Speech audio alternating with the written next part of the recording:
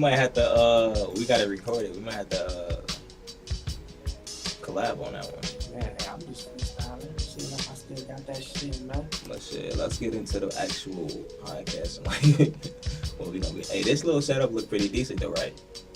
Yeah, like one camera, your camera. Like yeah, camera, your camera. Whole time we both matching our mic. Black shirt, black mic. You got gray shirt, gray mic. Niggas know what it is, man. You know what it is. It's your boy Kid Sean at the motherfucking building out here. You know, doing it day. The comments, we out here just whatever. You know what it is, man. It's your motherfucking boy, Gray Skies, Gray Horizons. It's your boy, Epic Easy. You see me, nigga matching the mic. You squeeze me. Word to you, girl. What's up, niggas? Got the doofy bag right here, nigga. The motherfucker can't see it, but you know what I'm saying, motherfucker? And you know we got it in the doofy bag. Got the doofy you know we bag, got it nigga. in the doofy got bag. The doofy, nigga. The More than Gucci, the doofy in the doofy bag. That's what's in the doofy bag. Gucci in a duffel bag. Doofy, nigga. Smack your koofy off your head, nigga. What's up? Smack your koofy into the doofy bag. Nigga. Smack your koofy into the doofy and make you land on a pile of dookie, nigga. What's up? What's up, nigga? But shit, what did you want to start off with? You want to get into how you want to start? It's like a lot of shit. It's a lot of ways we can take this. We can go from a sports perspective. We can start off with that. We can start off with the music. We get into the serious shit. It's a lot of motherfucking topics. It's a lot of shit we could be talking about right now. Shit, man. What's up? Flip the coin toss, man. Jason Van Dyke, the most relative thing, shit. You want to just get straight into the serious shit, or you want to end off with the serious shit? Nah, shit, it don't even matter, dog. We just vibe with the flow, man. Let's go with the Jason Van Dyke thing. I don't even really know too much about it. I just hear a lot of people talking about it, so you gotta like explain everything to me and tell me what like everything is going on. Yo, word to my motherfucking nigga. I don't even know the nigga name, but the nigga that was on Smart Guy. Are we on the air? All right, so go check it out. Jason Van Dyke, white cop. 2015, got charged recently. Crime that he did, he shot a 16-year-old black boy, Laquan, right? 16-year-old black boy, 16 times. Like, I remember that because that's Vic Mensa made that song about that 16 shots. I ain't hear about Vic's song. Yeah, he made a song called 16 Shots. But yeah, that's crazy. It's like the nigga sent the bullet for how old the kid was. But yeah, so pretty much what the whole debate about is if the nigga was a murderer or not. I mean, to me, and I'm guessing anybody with common sense. I ain't gonna say that, I'm saying, but anybody with a soul, I mean, even if you shot the kid once, you know what I'm saying, motherfuckers might overlook that, like, okay. Maybe he was aggressive. No, he emptied the clip. But he emptied the clip, B. He shot the boy 16 times. 16 times. What kind of gun did he have to hold 16 rounds? That's what people saying. Like, I don't know if he had an extended mag. He either had to have an extended mag because I think the largest capacity for like on handgun. I mean, they got some with 30 rounds. I'm saying, but those are extended magazines. But even like a regular magazine, the most I think is like a 15 round magazine. Because I got a 9mm and that holds only 12 rounds. I ain't gonna lie. So he had to shoot him and then reload and shoot him some more. I ain't gonna lie. I don't know what type of banger he had, but in the clip. Is there a way we can like look that up? You can probably find the clip, but I don't think he reloaded. He just emptied the clip. And like when they did the autopsy on Laquan, it was 16 bullets that was riddled in him. Son that was still up there. Somebody else shot too though. Nah, it was all him. Like what? To my knowledge, I believe he had another cop that was coming to dispatch and he just told him to stand there. Wait. But he took matters into his own hands and shot him because he feared for his life. Now in the video, like Laquan was actually leaving him. But what Van Dyke was saying, he's pretty much saying that Laquan was charging him at night, but it's clear as day that Laquan was actually walking away from him. I haven't seen a video in a minute, but I definitely don't remember Laquan running up on him. We can probably watch the video. What's his name, Jason? Jason Van Dyke, like a gay bitch. Jason, no Voorhees. Man, like Sneaks. Dyke, like a lesbian.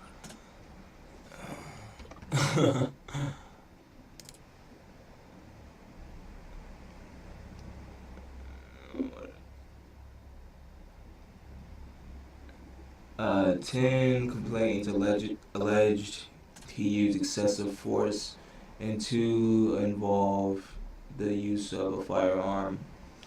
A jury awarded a Chicago man $350,000 after determining Van Dyke's employed excessive force during the traffic stop.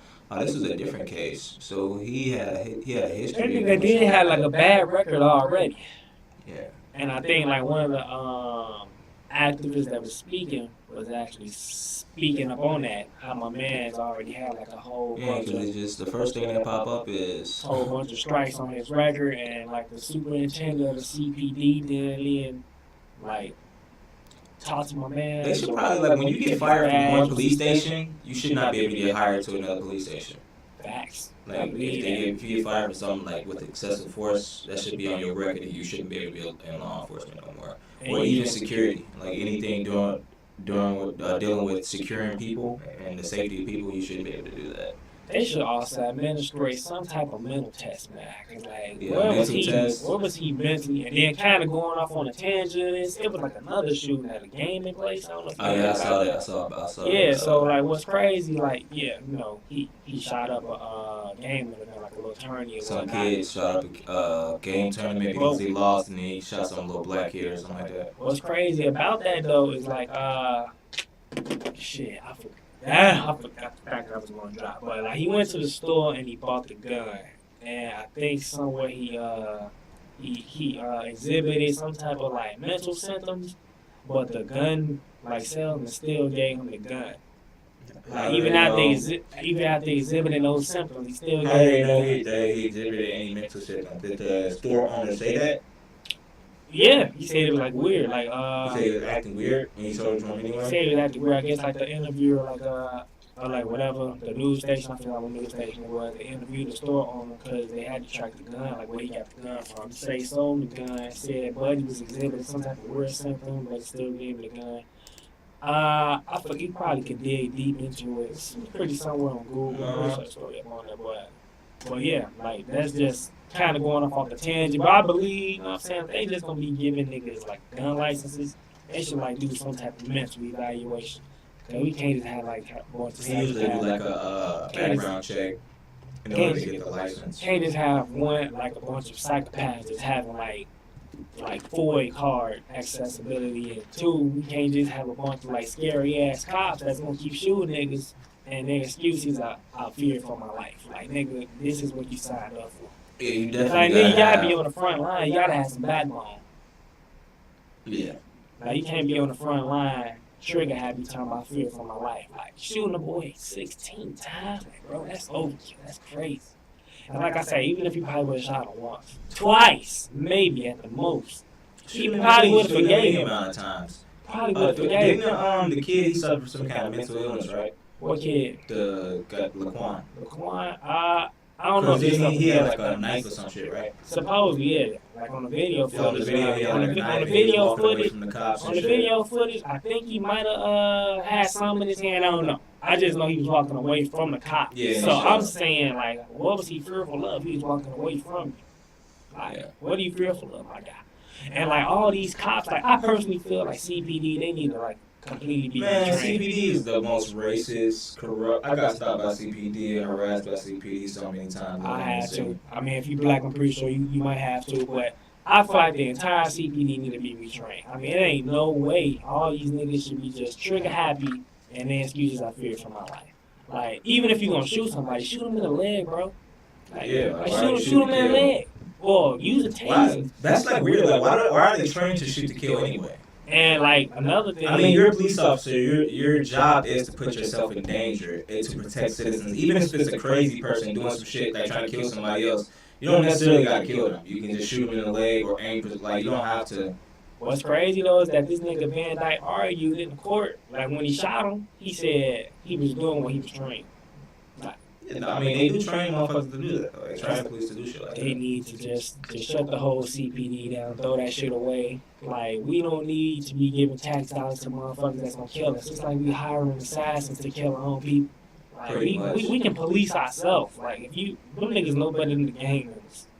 Know better. They just. I mean, they are gang. Yeah, the biggest gang. Yeah, they just got badge. They just got a badge, and that gives them a mental thing of authority. But they ain't better than nobody. Yeah, I mean, ain't really, too much to be that can really be done about it. I mean, in the sense that, I guess people be saying voting and shit like that, but that don't work. Like voting, because people just lie, and when they doing campaigns and tell you they're gonna do one thing, they're gonna do something else anyway. So it's like voting is like, who are you voting for? In a sense, I could kind of see what they saying on the voting. I mean, don't get me wrong, they gave Van Dyke, they charged him with second-degree murder. I feel like he should have been first. I feel like he should have got the death sentence. But in the end, I don't think they do the death sentence here in Illinois, probably. It's just my personal opinion. I feel like they should just get a nigga the needle. You know what I'm saying? I personally believe that. Like, quit giving tax dollars to these motherfuckers who we know kill people and actually, keeping them alive. Like, I think police officers who commit heinous crimes like that, like when they kill people, they should be actually charged with our worst crime, because it's like literally your job to uphold the law and protect the citizens and put yourself in danger to protect people. So if you get found guilty of killing an innocent person, it should be weighed more heavily on you, because both you committed a crime, like the crime of murder, and you also just did a bad job, like as far as like you didn't uphold your oath. Right. And you didn't just do the job that you were being paid to do. True. And you are a cop, so you know the law. You're supposed to know the law. You know what you can and can't do, and you did something wrong anyway. And that shit always trip me out when these niggas say, I fear for my life. Man, he not the first cop to say that shit. Like, no, they're trained to say that. Like, you're trained to, like, the first thing you do, that's like the first line of defense. Because if you fear for your life, and like the law is, like, if you fear for your life, you're able to defend your life. That shit is insane. But, like, speaking of that, like, did you hear about old girl that, I think she shot somebody that broke in her crib, and they charged her? Like, I think she killed somebody that broke in her crib, and they charged her. Like, now, I'm like, where's the stand your ground? Here in Chicago? I don't think it was in Chicago. It was somewhere down south. I want to say Florida, but I know, like, when I seen it, a lot of people was comparing, like, to what she did to George Zimmerman for some reason. But apparently... a black chick? Yeah, black chick. No, I know what you're talking about. I don't think she saw somebody that broke in her house. It was her, I know the exact story you're talking about. It was her ex-husband or ex-boyfriend or something like that. And he was, he tried to break in her house. He was trying to attack her. And she killed him. Right. I don't even think she killed him. I think she fired a warning shot or something like that. I don't even think she hit him or anything. Nah, this is a different story. I know what you're talking about, though. I think, old girl, you talking about at the gas station. She shot in the air, and they charged. But when I'm talking about new, this just happened like a couple of weeks ago. Oh, no, yeah, you talking about something different. It's like October 7th, you know what I'm saying? Your boy's birthday on Friday. But yeah, so this shit happened probably like a couple of weeks ago, and I think somebody broke in old girl crib. I'm not sure about that, but I know she killed him. It was a self-defense thing, but they charged him. So I'm just like, how they flip-flopping like this? Man? Shit, we just kind of going off on a tangent. I just thought about my nigga Bill Cosby. You heard about the nigga, his name started with a K or some shit like that? He got accused nigga got accused of rape. They rolled this nigga into being into office. I don't know what he running for, a Senate or something like that. Yeah. My nigga Bill Cosby got accused of being a rapist. They got my nigga in prison. Black man. They got this white nigga accused of being a rapist. They got this nigga in office.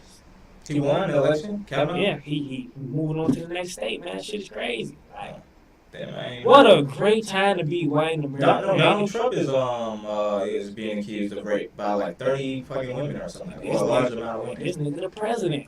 Shit, we could just keep going on. Like, this nigga Charlie Sheen. The whole Bill Cosby thing is like, people gonna probably hate motherfuckers for saying this. It's like, all of that shit's alleged. It's just a bunch of shit that a bunch of females said that he did. There's no real evidence that he did. They didn't bring no real like factual evidence. It's all testimony and hearsay.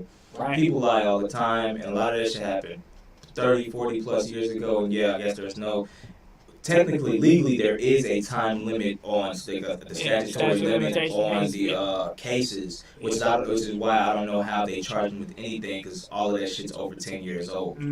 True, right. I think the most recent person was like 15 years ago. So the limitation should be up on all of that. If it did happen, and that's only to say if it did happen. A lot of times people like to think that just because like a woman says something, and this is not woman shaming or woman bashing, anything like that, people just automatically want to believe them. They're people just like anybody else. They lie just like anybody else. Right. To get an advantage, they want attention just like anybody else. And when one person come out and says something, and they get a bunch of attention for it, it causes a chain reaction, especially in the society that we live in now, where everybody just wants to be famous and wants to be on TV, and everybody just wants people to know who they are. So when one person come out and says something happened, you'll get a bunch of people that come out and say the exact same thing. Even if it didn't happen, they probably had like a regular fucking date with the nigga, like went out with him. They knew he was a celebrity back. This is back in like the fucking 70s, whatever, like back in the day when all this shit allegedly happened. Like they was all probably just dating, popping pills, and doing drugs and drinking in a club. Like that's what famous people and celebrities, comedians, musicians do anyway. And then now, 40 years later, you want to come out and say he did some shit. Like. Like, I don't think you should be allowed to do that. Now, the stereotype that people saying, I don't know how true this is. I don't know if he was actually trying to do this, but a lot of people saying they tried to shut Bill down because he was on the verge of buying NBC. Yeah. I don't know how true that is. Because this ain't the first time that these accusations came up.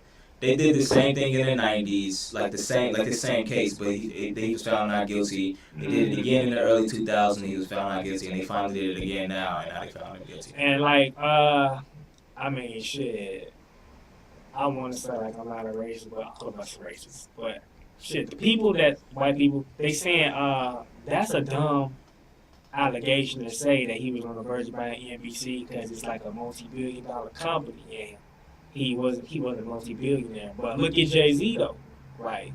He bought a whole NBA team, so he's like the CEO of the Brooklyn Nets now. Yeah, partial owner. Yeah, you can get together with people and buy. He's probably getting together with people to buy like NBC organization. So all the people saying like Bill Cosby wasn't able or didn't have the money to do the NBC thing, it was possible. I doubt he was going to drop the $1 billion then enough because he wanted $1 billion now, but I'm pretty sure he's probably on the verge of doing that to get some type of stake or shareholder to NBC. And it kind of make it believable then if you think about that. And then they just want to shut my man down. They accused him of this whole rape thing. They got his shows banned off the air, name taken off the Hollywood fame star. I'm like, God damn, this is crazy. Off allegations, which is the key word you said. But what's fact is that this nigga Charlie Sheen proved that he had HIV and was still out here sleeping with bitches. But this nigga's still on TV. I think they passed a law to make it. They were trying to pass a law, or they passed a law that made it's not as much of an offense if somebody sleeps with somebody even though they got AIDS and they don't tell them. Now that shit is crazy. You don't get like a jail sentence or nothing like that. I think he was telling these bitches he had AIDS though.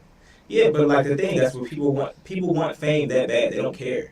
That's insane. Even if somebody has AIDS or anything like that. And then kind of going back to that whole bandwagon thing, like I know. And my condolences, you know what I'm saying, to all the women that were actually raped. But I hate this Me Too movement. I don't know if you heard about that shit. That's on like Twitter. They got hashtag Me Too. And mostly it's about like a whole bunch of females just coming out of nowhere saying like they was raped or whatnot. Pretty much kind of following the whole Bill Cosby trend. Now I know females that was actually, that's out there in the world that got raped, you know what I'm saying. This don't go to y'all. But to the bitches that's like falsely accusing people of rape, they can just burn in hell. That people started to go to jail for that. I think one girl just went to jail for that.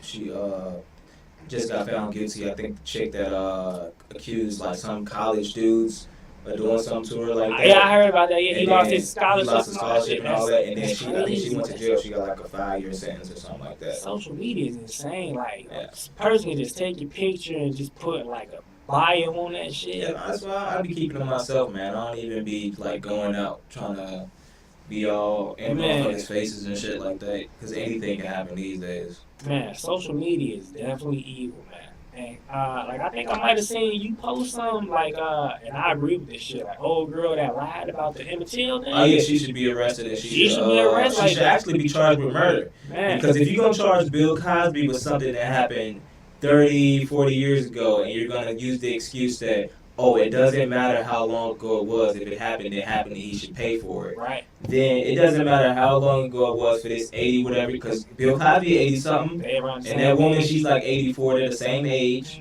and she falsely accused him of rape or whatever, or attacking her, or whistling at her, or whatever the fuck, and which caused those dudes to murder him, and torture him, and throw him, and like beat him to death, and throw him in a fucking river. And she self-admitted and said and she lied and she took part in it. She said that shit in her book, right? Yeah, so she should be charged with murder, and she should be in jail, just right next to Bill Cosby. Y'all that's the game that people want to play, and that's murder. That's worse than fucking rape. Yeah. That's actually killing and taking somebody, torture and murder, like not just killing somebody, shooting them in the head, like beating them to death, like terribly. Yeah. Like don't get it wrong. Disfigured. Rape is bad. Yeah. For all the women that might watch this shit, rape is bad. But what this lady had happen to Emmett Till, it just fucked up. Yeah.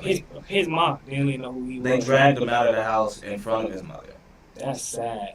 Yeah. That's crazy, man.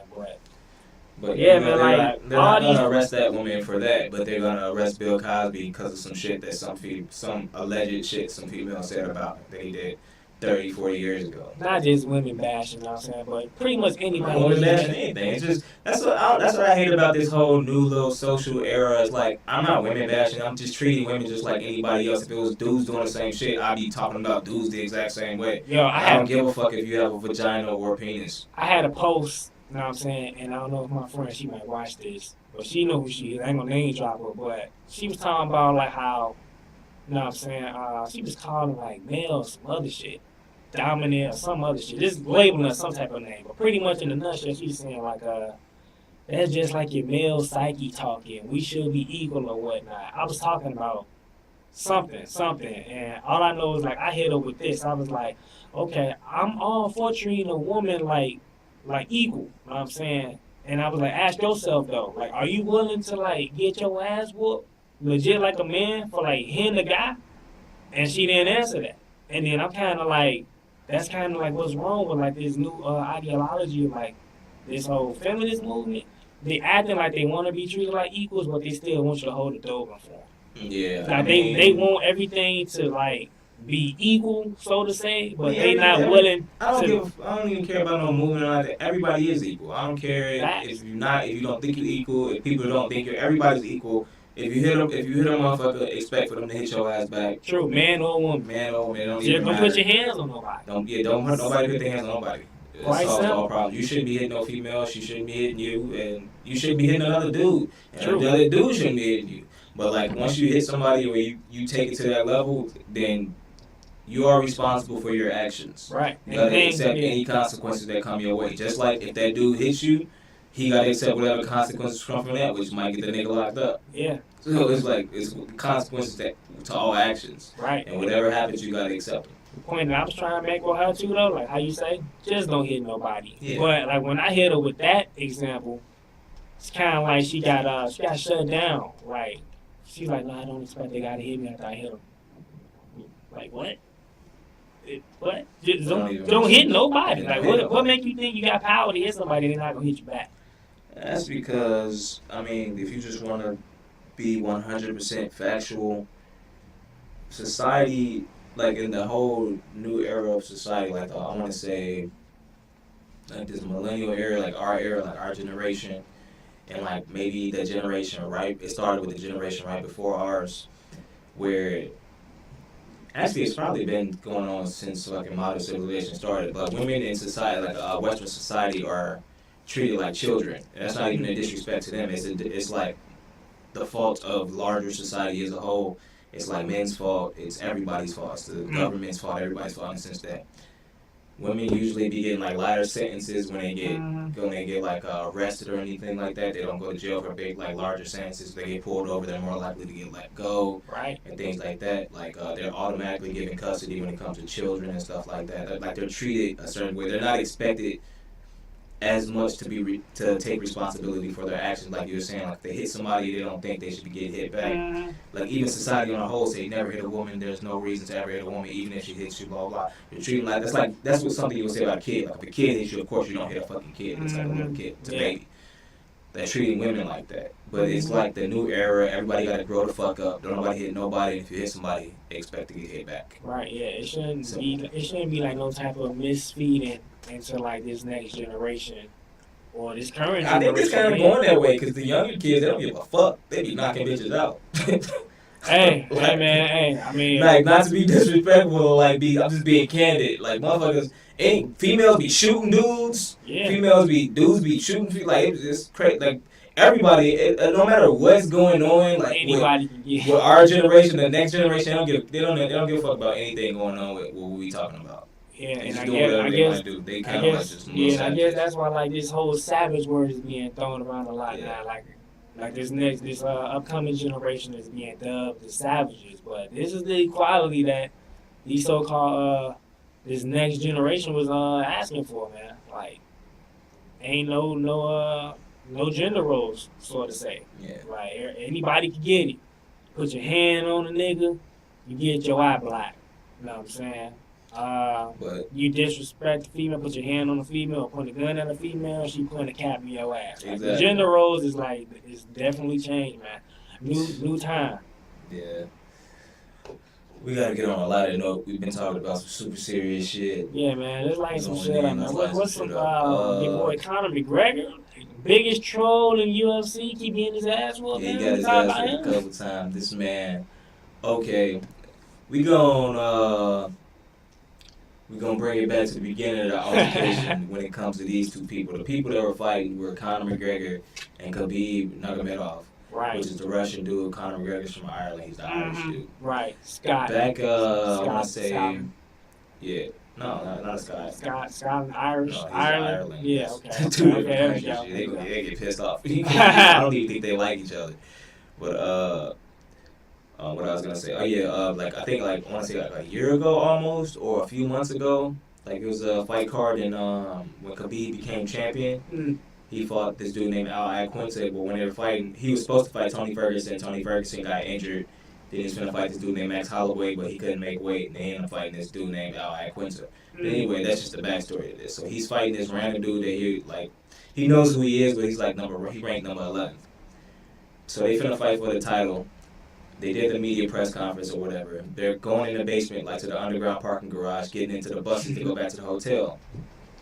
This motherfucker Conor McGregor come out of nowhere, 40 motherfuckers, run into the parking garage, trying to get onto the bus, like acting all crazy, hitting the bus and shit, picks up a dolly, and throws it at the window, smashed the window out. Wow, my fucking, the glass cuts one fighter on the forehead and another fighter, the glass got in his eye and scratched his cornea. It was like some female fighters on the bus, they were scared. Wow. And all of that shit. And they all like escaped from the underground facility and ran away. And then Khabib, he got off the bus, he's like, I don't know why you come with 40 guys. Tell me location. I will come find you. Blah, blah, blah. Like, he's a little Russian accent and shit. Yeah, Russian accent, man. And then... You know niggas, they don't play no games. Yeah, them Russian motherfuckers don't be playing no games. And then, fast forward to now, they've been doing like a little build up and shit. They've been going to the press conferences like a fight dude. They had the first and the second press conference when Conor was being mad disrespectful, like calling Khabib a rat,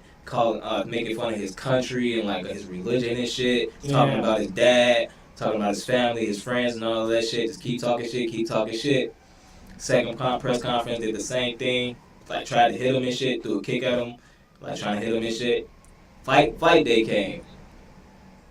Got to the octagon. It was like nothing else you can do. You gotta fight now, 1-on-1. Yeah. Khabib fucked this dude got up. That ass handed to him. Fucked his ass up. Now that's my thing, man. Like you can't 20-something minutes straight. You can't be doing all this rah and you can't back that up, man. Like that's not cool. Yeah. Man. Like I personally know these guys. I know Conor. You know what I'm saying? I know he had a buzz from fighting Mayweather or whatnot. But shit, man, from what we was talking about a little earlier, man, that nigga Conor been taking L's lately. He been taking a lot of L's, G. He like the poster boy for the UFC though, so you know they gonna try to spin it in like some kind of fight away from him. They gonna, cause after the fight, I didn't even finish the story. So the fight happened. They octagon. Khabib beat the fuck out of him for 4 rounds. They were supposed to go 5 rounds, but he finished him in the 4. Basically was taking him down, holding him on the ground, and punching him in the face the whole fight. They was on the feet. They was standing up. He hit him with an overhand right. Knocked him down, rushed him, and then they was fighting a little bit, took him down again, punched him in the face and shit. Last round, took him down, took his back, choked him out, made him tap. Yeah, I seen that part on World Star. That's a little blood right there. But then after the fight, after he made him tap, the funny part is because after like the third and the fourth round, you could tell Conor's spirit was broken. He didn't want to fight no more because he kept trying to shake Khabib's hand like after the round, like, yeah, you got me. But Khabib was like, nah, nigga, fuck you. Yeah, I thought disrespect. All that disrespect. Like, he's like, you can see clearly because Conor like was trying to shake his hand and Khabib was like, nope. And just kept walking towards him like, nah, we finna fight. See, that's that shit. And then after the fight, Khabib, they stopped the fight because he choked him out. Khabib stood up and started screaming over him and shit like, yeah. And actually, while they was fighting, like in the last round before he choked him out, when he was punching him in the face, because Conor like to talk a lot of shit. Khabib, while he was beating him up, you can hear the mic from the referee or the mic on the cage saying like, "Let's talk now. You want to talk now? Let's talk now. Bow. Let's talk now." Like beating his ass, like talking shit to him while he's beating his ass. That's why, like, you shouldn't talk shit, man, if you really can't back it up, bro. Exactly. I mean, I'm pretty sure, like in Conor head, he might have thought he had that dude. I think he really believed that he was. I'm like, yo, don't underestimate your opponent, man. I mean, unless you whoop their ass. The thing is, the dude is undefeated. He was 26-0. Now he's 27. He should have been humble, man. He undefeated. You don't know what type of caliber this dude got. Like, just be humble till you whoop his ass. No, whoop his ass, then talk that trash. The thing is, Khabib is one of the most feared fighters, but Conor's just that confident. He just think he can beat it. The thing is, he's so fucking confident he think he can beat everybody. But like, he lost against the last 3 people he fought. He lost against Khabib. Well, no, not the last 3. 3 out of the last 4 people he fought. He lost against Khabib. He lost against Floyd Mayweather. And he lost against Nate Diaz. He beat Eddie Alvarez, but he lost against Nate Diaz. Man, he need to humble himself, man. Like, just take it easy, my guy. Take it easy, man. And then after the fight was over with, one of Conor McGregor teammates like was outside the cage talking shit, like yelling in the cage, talking shit to Khabib. Khabib was like looking at him like, "What'd you say? What'd you say?" He took out his mouthpiece, he threw it at him, like, "What'd you say?" And he ran and jumped over the cage, jumped in the crowd, and started beating his ass. And it was a big ass fight in the crowd. And then 2 of Khabib teammates jumped in the cage and pieced up Conor McGregor while he was in the cage. Man, this shit sound like a movie. Matter of fact, we can watch the video if you want to. I need to fuck around. You gotta see this shit. I don't really fuck with UFC. The UFC even if it's fighting, you know what I'm saying? Guys like fighting, but I need to get into this shit, man. This seems like a goddamn movie that's going on. Yeah. That shit crazy. And shit, I know you were speaking on Floyd, man. Floyd, he proved himself, you know what I'm saying, to be undefeated right now. And he retired, but the man's talking about coming back. He need to chill too before he take his L, man. Manny Pacquiao. Yeah, he trying to do that. But he fighting fights he know he can win. He'll beat Manny Pacquiao. Yeah, I mean, Floyd Mayweather even though he's older, he's still like in very good shape. And he's a very good, his fighting style doesn't necessarily need him to be like super strong or anything like that. He got good reflex. All you gotta do is have reflexes. High 30s, maybe 40 something. He's like 40, 41. He old. He need to chill, man. He need to chill. He's sitting on that undefeated record. He talking about coming out to fight Pacquiao again. I don't know why. This was fucked up. They chant Conor, man. Yeah, he gonna get his ass. Wow, they really love that guy. It's all Irish motherfuckers, man. I think it's some Khabib fans now. Yeah, he was basically just getting his ass mauled. Look at this dude.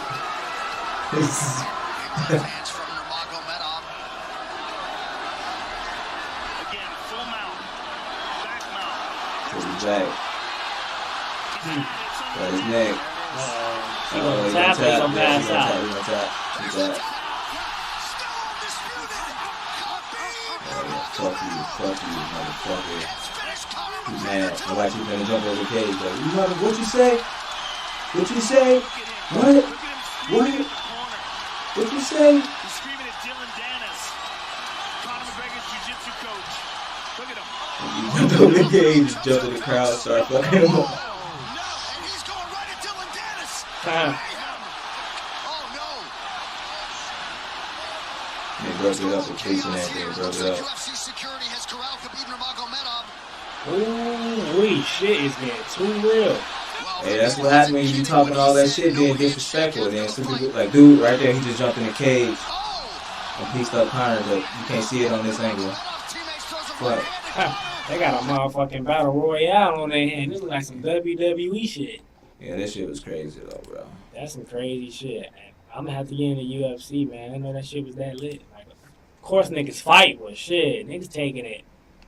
Meet me outside. Hey, he was for real about it. Conor was acting like he was a fucking gangster. He was trying to say that same shit with Floyd Mayweather, talking all tough with Floyd, and Floyd was not going either. Like, bro, we fuck your ass up. We got security and shit, nigga. Like, the fuck? This ain't no octagon, bro. That's crazy. Man, that shit, I don't it's know not why. no rule set. Like, guns exist.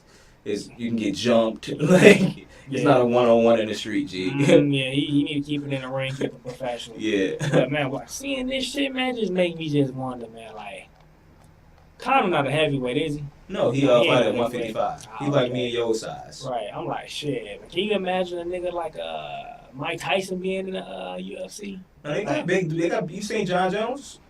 He like the best fighter on the planet. He like 205 pounds. He like 6'4", 6'5", big ass dude. Man, who you think will win like that mixed shit, like how Floyd did with Conor? Like this dude versus Mike in his prime. John Jones versus Mike Tyson in his prime. Yeah. Oh man, in a boxing or MMA? Shit. In boxing, Mike would beat him. Right. Because Mike in his prime beating anybody on the planet. I don't care what fighting style you got or what you doing. He's a fucking tank. I just don't understand how the nigga hit so hard. I mean, I think I seen like a clip of the nigga training. He was like underwater punching with weights on. But man, like no, yeah, a lot of fighters do that. That's like some resistance training that people doing. This nigga Mike was doing some shit that's out of this world though. Like I forgot what they ranked his punching ass. Like 20 mules? Like, bro, do you know how strong that shit is? Saying 20 mule kicks? Getting punched in the face by him is like getting kicked in the face by a mule. That shit is insane. Which is pretty fucking hard. Like, what type of regimen is that nigga doing? There's a dude in the UFC that punched super hard like that, too. He punched, actually, right now, he got the record for punching harder than anybody on the planet. You know his name? His name is Francis Ngannou. He lost his last couple fights, though.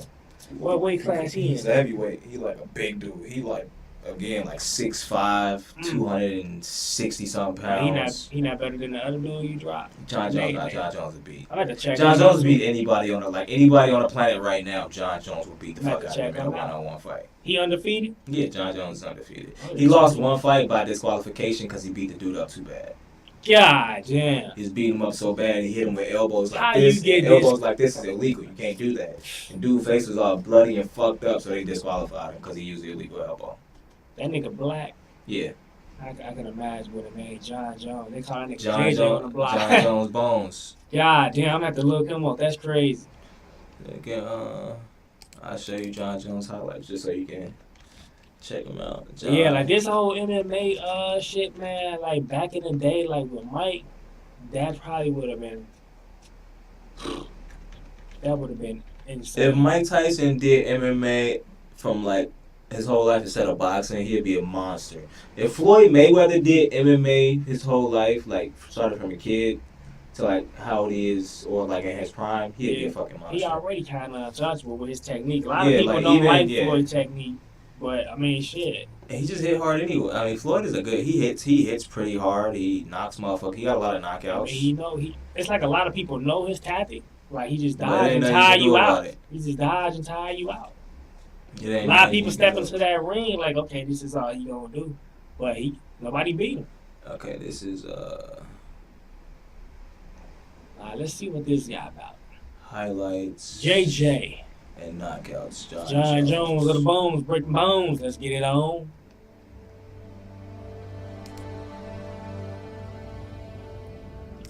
So he knocking niggas out, making them just fall? Yeah. Well, he just beating the fuck out of people. He choke people out, knock them out. He's like a good fighter, like fighter.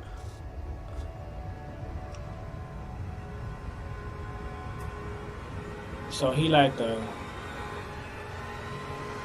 I'm gonna say real life Jay White. Yeah. Michael Jay White is.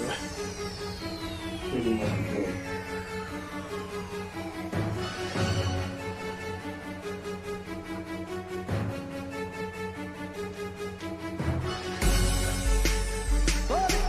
That's somebody mixtape? I don't know, they making these fucking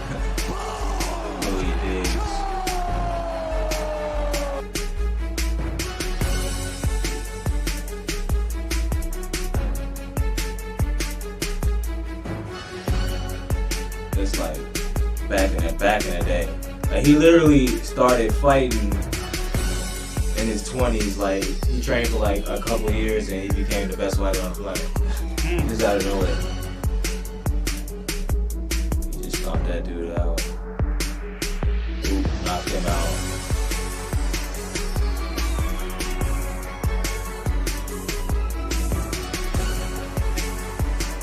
Suplex.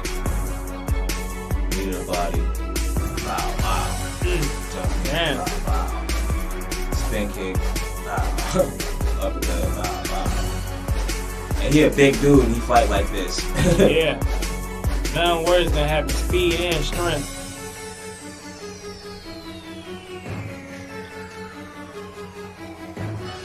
Dude don't want to fight no more. This is mostly with arms. Damn, that suplex. Look at his knee. Wow. Suplex.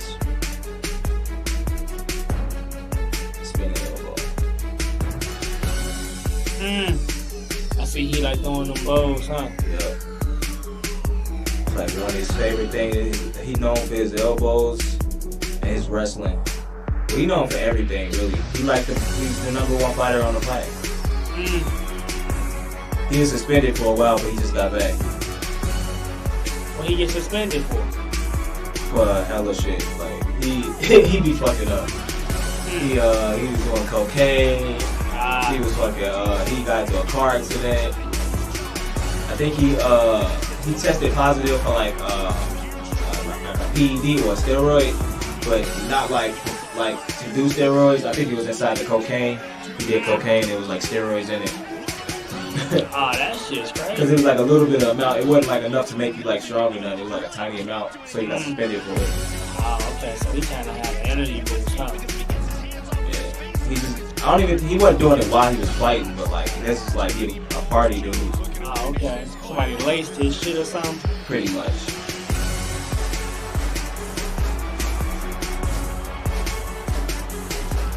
But he beats everybody though.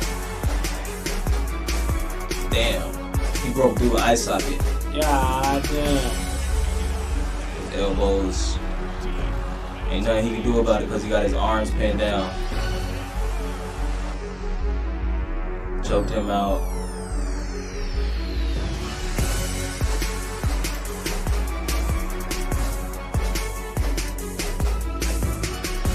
This nigga John Jones be fucking people up. This type of shit is crazy. This is his first title when he first won the championship. He was like only 20-some years old, like 20 years old or some shit like that. He's the youngest UFC champion ever, and he beat the fuck out of dude. The dude is like an experienced champion. That's Shogun Rua. He from Brazil.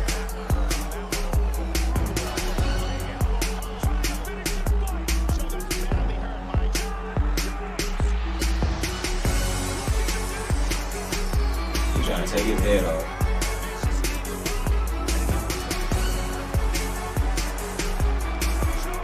Body shot into the head. Trying to run away. That way he can run in that ring. But yeah, this dude's a fucking savage. Man, seeing shit like this, like the new greats, it just made me wonder. And I wish it was some type of way to see like the new greats versus the old greats. Oh, like in a fight?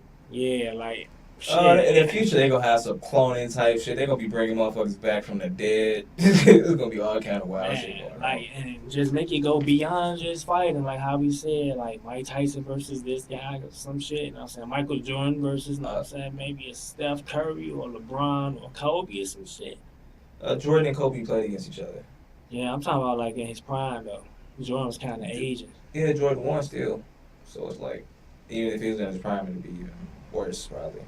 Well, you might be right. Or both of them in their prime. I think I Kobe love to was pretty see much fresh in the league when he Jordan, LeBron, but I think Jordan will win. Yeah. I See, think all Jordan these what ifs, it just make me.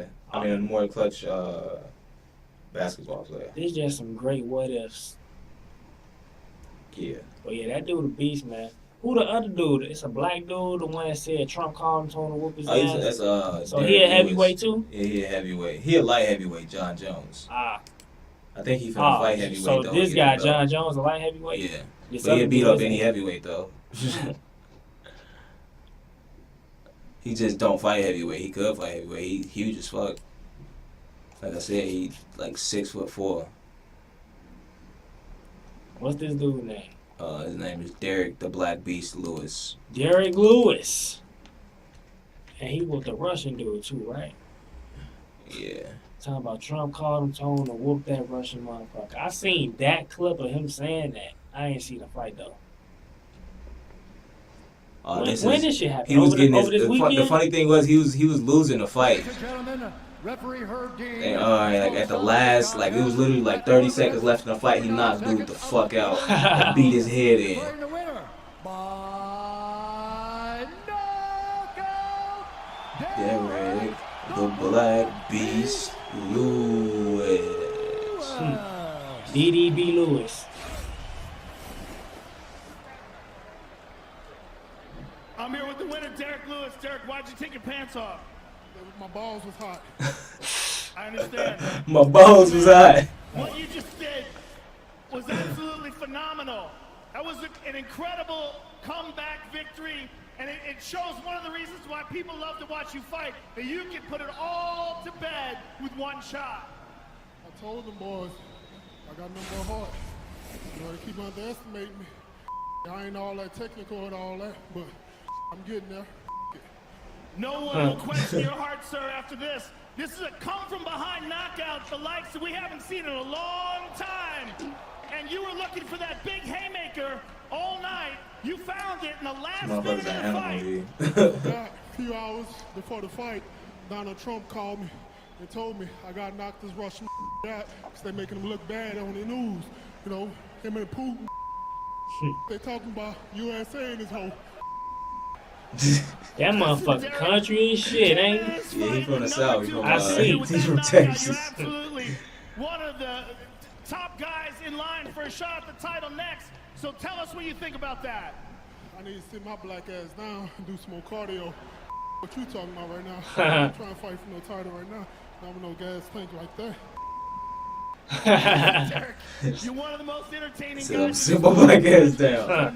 Not with no gas tank like that. Really Keeping it real, keeping it humble. He ain't talking about he'll whoop anybody ass. Yeah, he said Lil Wayne tweeted he got himself a fan. Yeah. I can see why that dude humble. Yeah, the humbleness. He be saying a lot of fucks funny shit. He like a cool ass dude. He real nice too. Like you know when all that flooding and stuff was happening down in Houston, like during the hurricanes. He donated or something? No, he literally went out there with his pickup truck, like his big truck. It was driving through the water, rescuing people out their houses. That's what's up. Like he a real good dude. That's what's up, man. See, we need more people like that. We don't need no fear from our wife ass niggas that can't swim. We can't have none of that. Can't have none of that shit, man. He said we don't need no fear for my life ass niggas. Yo, hilarious. Shit. Hey, speaking of which, man, a lot of people talking about this nigga MGK should be fearful of his life, man. Why you say He that? came at the a lot of people dub him the rap god, man. What you think of this whole beef, man? Eminem and MGK, you heard about it? Yeah, I heard about the beef, but why you say people after? A lot of people talking about not like really? literally like in the middle. Oh, They yeah, talking about his career. Yeah, they I talking followed about the whole thing. MGK got washed. Yeah. I mean, we could debate it, but he got washed. I mean, shit, I don't know, man. He We probably got could. washed. I'll be team MGK right now, man. The reason I say MGK won, know what I'm saying? I try not to be biased when I come to my judgments. So basically, like what Eminem dropped that kill shot, that was weak in my opinion because it was just a bunch of opinions as opposed to like facts. Now his original song that was on his album, what's that shit called? The Nigga Snap. Mm-hmm. That was better than Kill Shot. I can't even think of that shit. I agree that was better than Kill Shot. He's like but I don't agree. Some where you some. I don't agree. Kill Shot was all opinions. I mean, he was saying facts. He was saying a little facts, but it was about himself though. It's like he wasn't really coming to MGK though. He's pretty much. That's because I mean you got to look at it.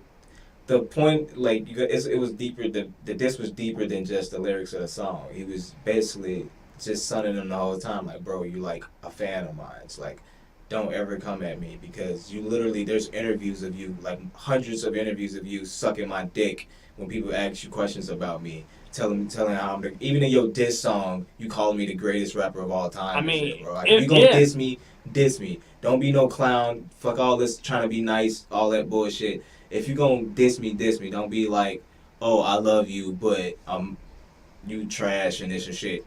And then people talking about some Eminem's beef talk, something about a man bun and like and this bullshit like that. But literally, MGK said your beard is weird. At this bar, your beard is weird. All right, my whole So counteract for that on the whole MGK delegation. You know what I'm saying? Now, yeah, he did say he was praising Eminem, so I would knock off points for Eminem for even saying don't praise him. I mean, shit, MGK kept it 100, which I can respect. He said, yeah, Eminem, he made good music, he the rap guy, but don't diss me. He dissed like the whole meaning behind it though is because MGK supposedly made a tweet about Hailey saying she hot. Yeah, and she was a little girl, like she was not. Now he say he didn't know that in the underage. In the Breakfast Club, he said he didn't know that. He said he didn't know that, and that was the she only. Looks like an underage girl. I don't know how. She it don't even matter if you knew her or not. You basically saying this little girl who's like 14 years old is sexy. That's fucking weird. Well, he ain't said she was sexy. He just said she was hot. Same thing. She's hot. Okay, is it okay? So it's okay for somebody to go up to a 14-year-old girl, like a grown ass man who's in his 20s, and say, "Oh, hey, you're hot." Well, based off what he's saying, it's like from what weirdo. I'm seeing, he's a pedophile weirdo. Based off what he's saying and from what I seen coming out of this, ain't no winning, G. He was like, he started the shit and lost. He was like, she's hot. He didn't think she was under 18 or whatever, but pretty much his beef with Eminem, know what I'm saying, was because like after Eminem seen that, because MGK in the Interscope through Bad Boy, of course, but you know Shady, he big name in Interscope. He pretty much said like once he heard MGK, he said Eminem was stopping a bunch of shit from happening. Yeah, he said Eminem was like, but put it like this, yeah, if you perving on my daughter who's underage. And it's not like it was just like a one-off thing. He was literally going in interviews, doing like hella interviews, talking about Eminem's daughter, talking about Eminem constantly in hella interviews. I ain't know that part. Like it's hella interviews online of him doing that shit. Part, so Eminem was like, I mean, okay, he's like, why? That's why when Eminem came out with that interview with Shea 45, he kept saying like, just shut the fuck up. But he kept doing interviews like, I'm just telling him, shut the fuck up, shut the fuck up. The only part that I heard on if I'm beefing with you, I don't like you. Yeah, the only part and you talking shit like you flirting with my underage daughter, and you just talking shit, just talking about me and my daughter in interviews in general, and I just don't like you. Of course, I'm gonna try to do whatever I can to stop you from doing anything. I don't fuck with you. Shit, the only part that I heard from MGK's side of the story is that he only made that one tweet, and Eminem kind of flipped out about that. No, and he was talking in interviews. And then he went into it. He went into it a little deeper. He said like Eminem flipped out, so he tried to like get him make things hard for him in Interscope, and I guess he tried to like cut a verse off for Yellow Wolf, who was Eminem artist or whatnot. All that for Yellow Wolf don't even fuck with MGK. Well, he said he did a song with him. He said he did a song with him on his album. Yeah, he dissed him. So he's saying. Basically, MGK talking about he's crying, boo-hooing about how Eminem don't like him, and he's stopping him from whatever. And can't nobody. That ain't why you not famous, G. Your music is boo-boo. Your music is trash. You heard that EP he put out? I did hear that. That shit trash, bro. 100%. I ain't biased. That album trash. Was dookie. I ain't gonna doo-doo sauce. But what I like about Rap Devil though, I feel like he was hitting facts. Like what? He was hitting facts on Eminem. He was saying Eminem did some stuff, but you don't even know if Eminem really did that stuff. He just saying he did. I'm talking about like how the fact, like how he is rich now, but yeah, he's still complaining about the same things he was complaining about when he first came out. Like how he keep on dating bad girls. Like he came up with a song talking about ex or whatnot, and like how he still like every other rapper that ever exists. But he still what do Jay-Z rap about? But he still talking about his baby mama though. Like he still ain't over that hump. He's still talking about. When the last time he talked about his baby mama? In his last song, he said something about Kim. I don't know what song. What song on the last album? On his last album, I can't think of the name. Yeah, because MGK brought up Kim in his diss. He said something about Kanye. I'm talking, no. In his album. This is before he responded to MGK. This is in his album. Okay, that's his life though. He's talking about his life. I mean, that's like. Why do you? Why do you care? Like beefing aside, why do you care? Why does that matter to you? Well, I mean, I see where you're coming from. What does that have to do with their altercation? Like, I see where you're coming from. I see where you're coming from because he basically saying Eminem is upset. You know what I'm saying? Pretty much about shit that's happening in his life. And I'm saying about how other rappers is like being mumble rappers and whatnot. I guess everything is not to his accord. Who said he's upset about mumble rappers? MGK saying it. MGK saying like he upset. Eminem is upset at like mumble rappers or whatnot. Okay. And he upset like at his ex or whatnot. So pretty much he's saying like one, get over, like, this is what rap is now. Get over it. You're old. This is, you got to feel it. This is not what rap is, though. That's pretty much what he's saying. Okay, he's saying music changing, and that's fact. Music has changed. Music is changing, but it's not all mumble rap. It's not all that. It's not, but he's saying mumble rap is here, though. Mumble rap is here. And he's pretty much telling M to M give don't the like program. it. He doesn't have to. He's Eminem. Well, he's already solidified. He's already one of the greatest rappers of all time. He's rich as fuck. He's none of these rappers that are out right now, these mumble rappers, are gonna ever achieve what he did. So he doesn't have to. Ain't no get over it. Like get over it. This is what it. He doesn't have to. That's fact. But I feel like his beef with MGK, it might have helped him more than the beef helped MGK because his last album did flop. Granted, he still sold over Revival. He still sold over 500,000. So it didn't which flop. I guess in Eminem case that's a flop. It's not a flop, especially compared to MGK. It's not a flop. Period. I mean, compared to his last album, yeah. It doesn't matter compared to anything. You don't compare. Why? There's no point in comparing one album to the last album. His last album came out in a time period. Who you gonna compare himself to? His last album came out in a time period in which it wasn't like it was now with the streaming and everything. So albums that come out like Lil Wayne's last album. What you mean streaming? Like that album dropped a couple years ago. Streaming been high. Yeah, but I'm talking about. You talking about Revival? Yeah, I'm talking about the album before Revival. Relapse. That came out years ago. Relapse came out like in 2011, 2013 or some shit like that. 2014. Like that. It wasn't like streaming and shit. Like the numbers didn't count like they count now. It was a completely different metric system. So of course albums like that, they were selling different back then. Now it's all streaming. People don't buy music no more. They just watch it on a dig. So you're not gonna sell the same numbers. So if your album does 500 and something thousand copies in the first week, that's not a flop at all, no matter who you are, no matter. Lil Wayne just did about that same amount of numbers, and that's not a flop for him. And they're both the same amount of GOAT, like on the same GOAT level. Well, I guess he was comparing it to himself. I mean, that's all he can compare it to himself. Yeah, but that's an album that came out a long ass time ago. Ain't nobody selling albums like that. Like Lil Wayne, Carter 3 sold 1 million copies in the first week. Ain't nobody selling 1 million copies in the first week no more. That ain't happening. Rappers not, but yeah, no, I'm saying like rappers. Lil Wayne's a rapper. Ain't nobody selling. That's what we talking about. Ain't nobody selling. I don't think a rapper sold 1 million a week in a minute. I mean, Drake breaking records. He was almost at 1 million. He's like 700-some thousand.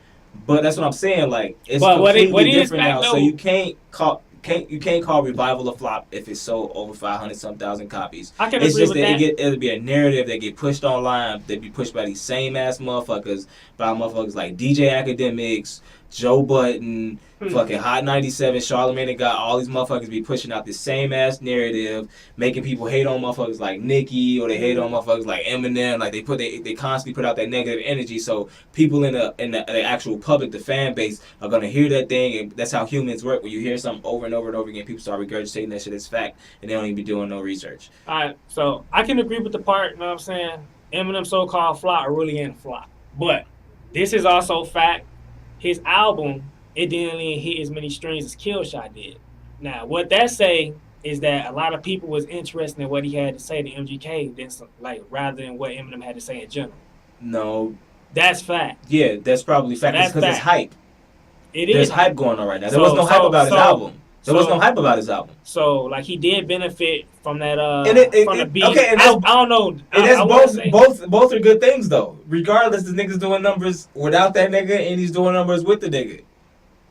Like, Eminem gonna do numbers regardless. I don't know what his album sales was for, and his new album, I can kind of see, because and that was a surprise. The album that flopped, He went like on a different tangent. He went like the same Eminem that dissed everybody. Yeah, he wasn't going on no diss. So he in a was coming sense, out with like a whole... he did need this whole all the mumble rappers he dissing for hype because nobody was really listening for like. And he wasn't necessarily even just dissing mumble rappers. He dissed mumble rappers on like a couple songs. He's mainly just going at everybody who was dissing him. Now, pretty much on this whole he was going in on. He was talking shit. He was going in on mumble rappers. He even dissed Lil Yachty. Like one song, the first song he dissed mumble rappers, and then he called MGK a mumble rapper, and that was pretty much it on mumble rappers. That was the first song on the project. What song? What album was that? Song. What song was that? It's the first song. Because there was a couple songs he just like went on a tangent, just dissing niggas, and like that was the hype. Yeah, of his album. He dissed mumble rappers a couple times, but he's mainly he's dissing people doing reaction videos to his shit. He was dissing media motherfuckers like Joe Budden and Charlamagne the God and motherfuckers like that. He's dissing everybody who was talking because the point of him even doing the album was he even said he was like, if y'all feel like y'all have the right to critique me and say my shit is trash, I have the right to critique you and say y'all trash. So don't be mad at me. How y'all talking about, and everybody upset because I made an album and I'm talking shit back to y'all. Y'all talking shit to me. That's the Eminem that the people want. Exactly. So it's like... So in a sense, these new age rappers that he dissed, he kind of did benefit off of them by dissing them because it gave him some hype. He benefited off them. So that's fact. That's what MGK was rapping about. He was saying, this is the mumble rap. Get with it. Stop dissing us. This is it. Accept it. But he just got attention from dissing you. So why would he stop dissing you? He should keep dissing you. You're going to keep getting attention. Facts. But that's exactly what MGK saying. He's saying, like, this is what you got to do. Yeah, last album flopped. He don't even have to do that to diss them. What? He doesn't have to diss mumble raps to get attention because his ass album didn't flop. It's so more. That's true. Wait, listen to this. How can MGK say his album flopped when he sold 500-something thousand copies? How many copies did MGK binge? How many copies? Even though motherfuckers knew about his album, he had all of this hype from Eminem on this whole beat. How many albums of this shit? So let's look up how many albums did MGK motherfucker beat. MGK went triple trash. You know that he went triple trash first week. But what he said about Eminem getting hype though. No, because even the premise of him setting up his diss, what he said, your last album flopped, stop dissing mumble rappers. It didn't flop. So I'm not stop dissing mumble rappers. He was basing it off his own standards. It ain't no frame, but if he based off my own standards, it doesn't matter. That's a different time. That's over less than half a decade ago. The music industry is not the same. That's fact. They're completely different. That's fact. It's like people trying to paint this narrative. You got to look at things in historical context. You can't just look at everything based upon what's black and white and based on what's going on in the present. You have to look at different points in time about how things were in that time. Okay. It's like, how about we can look that up. We can get the numbers. We can get the numbers. His shit sold 22,000 copies in the first week. He went triple trash. It's like motherfuckers like Lil fucking Xan sell more copies. He went triple trash. Yo, you don't want me to fucking clown this. I will play this nigga's music on this. He did put his own foot. He did put his own foot in the grave. Like, I feel like he really could have benefited off this beat, man, if he had better material. If he would have been an actual good rapper, you can't diss nobody if you trash. If he would have had better material. If you trash, you can't diss nobody. And then it came out he had writers for Rap Devil. Well, actually, no, you talking about... They said he had writers for Rap Devil. No, that's false. That's just the beat maker. And they gave him credit. Oh, they gave him a writer's credit? On the beginning of the song, even the little portion where it be like, Ronnie, something like that on the beat. So they give him credit for that. Because he even on Eminem's song. I was about to say, he better not have no writer for that trash. Because I thought that same dude... Y'all motherfuckers thought that shit was good. I heard that shit, I thought it was trash. Hey, we can listen to both of them and critique it. We can listen to both of them because, your fucking beard is weird. True, right. Yeah, auto-tune for no reason. Right. I mean, he was making a hit, man. It worked with Drake when he did made a hit. Nah, that nigga Drake trash too. I don't give a fuck what nobody say, bro. I like a different kind of music. I like sing-songy shit, but I like sing-songy shit from motherfuckers that can do I don't like your singing shit, but I can't deny that Drake got bars, man. This nigga Drake be trying to act tough when he not tough. Oh no, he not tough, man. But he can't deny that he got bars though. But his singing shit, some bars sometimes. He's still a clown. He doing clown shit. Yeah, he do be trying to act hard. He just need to accept like he was born and his father was rich. I think Eminem won the whole year. You dig? I don't know, man. Because think about it. Think about it like this. Is anybody still talking about MGK right now? Shit, yeah. It's niggas that's listening to Eminem's song Venom still commenting on MGK talking about yeah, but they listen to Eminem's song Venom. They listen but I'm to talking about Eminem's song. Is anybody talking about MGK's music? Like, his music? Shit, what you mean? Like, yeah, they talk about this shit right here fire as fuck though, y'all. Nah, a lot of it's a lot of negative feedback. But niggas is still talking about MGK though. And I'm just keeping it real. Like, they going on Eminem video. Eminem Ja Rule this nigga, bro. They going on Eminem. He done. They going on Eminem Stick video. Stick a fork in him. They going on Eminem video and they still talking about it. That's Stick facts, a fork in him. He's done, bro. That's facts. It's over with. I don't know how he gonna bounce back from this. He said in his interview he said he wasn't gonna respond because he thought it was weak. You don't need to respond. It's not even about bouncing back from a response. Bounce back with some good music, but he can't make. He's trash. Yeah, that's the thing. I don't think he needed. He's never made good music, even before this whole beef. I think he that one Wild Boy song. He probably only got like one decent song. That one Wild Boy song. I forgot what the song is called on his album. That shit. The rest of his songs, I don't even know how to describe it. Trash. I don't know how to describe it. It's like dumpster music. It's like Kanye music is more white boy down. Nah, it ain't nothing to do with Kanye. Nah. I'm saying like his music kind of like Kanye, but just more white boy down. That shit ain't nothing like Kanye. It sound like he going through some depression stuff. His shit sound like motherfucking flies on shit. Just garbage. Like I don't know. It don't sound like nobody shit. It's just some weird ass. I mean, in his song, he had the same sound if you since listen he first came out. If you listen to his words, though, it sounds like that boy going through some things. I don't give a fuck what that nigga going through. It sounds like he going through some things. That's what. Yo, that's why you got out of pocket. You out here wilding, trying to act like a fucking tough guy. Yeah. Talking mad crazy to motherfuckers. Ain't nobody got no sympathy for you on no boy. This is the real world. The reason I say like Kanye, because this nigga Kanye is pretty much like screaming for help about his bipolar or whatever, and this nigga MBK is talking about like his drug abuse doing some great shit. Ye album that was decent. His album though, I think the next album gonna be dope. Motherfuckers. I don't know, man. Now if he's spitting that poopity poop shit. I don't think he's doing it. Actually, somebody came out and said they heard some of the album. Somebody was doing some interviews about it, and they said it sounded like a bunch of old Kanye shit. But I hope so. His last album was good, like pretty good. I don't care what nobody say. Yeah, his last album, it was decent. Yeah, it was pretty decent. What's the album before that? Yeezus? That shit was ass, bro. I fucked with Yeezus. Yeezus was that shit. Every album Kanye put out was dope to me. That was ass, my guy. Yeezus, bro, we can listen to some Yeezus right now, G. No, and we can go and I can show you this shit is not trash. Skinhead shit, man. Black Skinheads was a dope song. Did you listen to this shit? I listened to it, dog.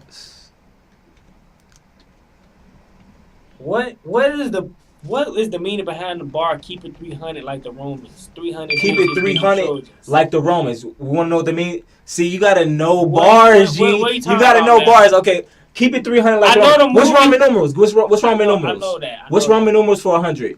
C. Listen. Keep it 300. What's 300? CCC. What does CCC stand for? Calm, cool, collected. Keep it 300 like the Romans. Keep it calm, cool, and collective. He didn't say keep it calm, cool, and collected. But that's what he meant. Keep it 300 like the Romans. Keep it calm, cool, collected. It's a bar. It's a metaphor. Is that a reach? No, that's not a reach. That's what that means. Keep it CCC. Keep it 300 like the Romans. And it's also a metaphor. It's a double meaning. Keep it 300 like the Romans. Like, oh, fuck the movie 300 with the Romans and the Spartans and shit. Did he drop any calm, cool, collective bars up in it, or people? Let's listen to the song. People don't listen to bars. I heard the song. And people can make a reach like that. That's not a reach. That's not a reach though. That's literally what it means. Keep it 300 like the Romans. 300 bitches get the Trojans. Yes, and the Romans and the Trojans, they went to war. You gotta know history to get the bars, G. Well, what are the 300 bitches, though? What are the 300 bitches, though? But do you know the Trojan War between Troy? You know when it was over? You know when it was over? Women. 300 bitches get the Trojans? And like Trojan as in condoms. Hold it's on. a bunch of different meanings. That shit fire as fuck, bro. I know all that, but that shit fire as fuck. Them niggas was fighting over females. Yeah, the Troy, the Trojans. It was a queen. She was the queen of like the Roman Empire or something. And the Prince of Troy went over there. Kidnapped the bitch, but seduced the bitch. She left and came and went to live to Troy, and then the Romans came over and they had the Trojan horse, and you know the whole shits where they snuck it. It was like it's history. It sounded like a reach. This shit fire. No, it's not. It's not a reach. That's what it means. To my understanding, that's what it means. I thought they was fighting over land. No. So 300 niggas took on the whole empire over. No, that's over not some bitches. Oh my gosh. Over a queen. It's not the 300. 300 was over a different thing.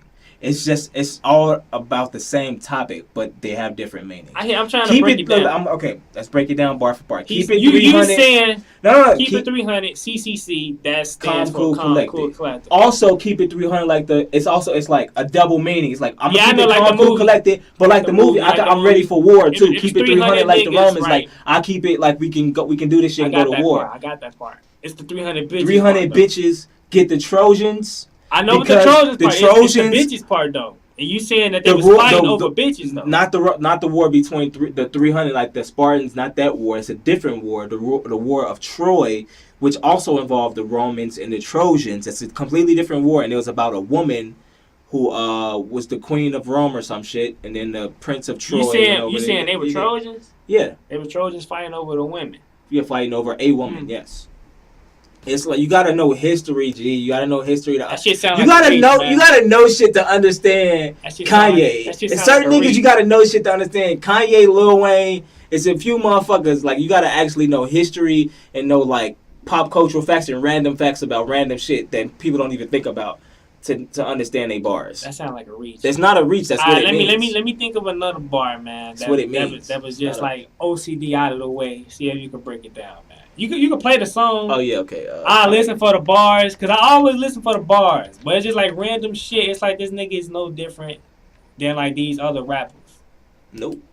This nigga got bars. Even though a lot of this shit he don't even write himself, so it's like I don't even know why people trip because Kanye is not even really a rapper. He's a producer who raps sometimes. Well, that's a whole nother subject. The nigga not writing his own songs. He writes some songs. He writes for other people. He writes for himself. But in general, though, but he's not a rapper. I don't consider him one of the best rappers alive. I consider him one of the best artists ever. Artists as far as what? Artists, like overall artists, period. Like a producer or clothing design. Clothing design. I don't buy his clothes because I can't afford the shit. But I think you support that shit if it was free, not free, but if it was like if it was affordable, I would buy it. Like Urban Outfitters type. I would buy it. Yeah. Clothes and the shirts. Yeah. I like the whole distressed post-apocalyptic looks. I like the color. Like he uses dope color palettes. Like the pastel colors and the deep colors. Kanye has a very good artistic eye. I feel like the nigga lost his mind, man. No, he's a smart guy. People just don't understand he's a genius. Kanye West is a genius. People usually don't understand geniuses in the time period in which they live. I understand why people don't like Yeezus. That shit crazy. It was, man. I think so more so like people they used to dub Kanye. That old Kanye, where he actually used to rap about shit, you know what I'm saying? Like what though? Like society and problems. But now it's like just rapping about like turning up and all that shit. Not everybody raps about that all the time. Even the people that rap about that all the time don't rap about that all the time. Like Kendrick don't rap about that. He used to be one of them artists like, oh man, I'm tired of listening to all this turn up shit, man. Let me listen to Kanye, he gonna be spitting that shit and this nigga fall right into that bucket of turn up artists. That's what I think niggas. It's not even. That ain't even that. Because even in the Ye album, it wasn't no turn up shit. He's just talking about shit, like real shit going on with himself, his life, and his family. That's why I say Ye was decent. That album was decent. But he was talking about like shit like in his family. Shit going on with his wife. Shit going on with his wife, and I guess like shit going. That's probably the closest thing to like college dropout that he released recently. Yeah, you gotta wait for his next album to come out. He said he pushed it back to Black Friday in November. This nigga's clearly going through some things too. Like, what's that one song? I think he's tweaking up that TCB or something like that. And he got that one song talking about that. I thought about murdering you or some shit like that. Like that nigga need to get something out. But the thing is, people got that song all fucked up. He wasn't even talking about it. He's talking about himself. He's talking about his Ye wanting to kill his old alter ego. He wasn't talking to like a person. He's talking about I know the nigga said he bipolar.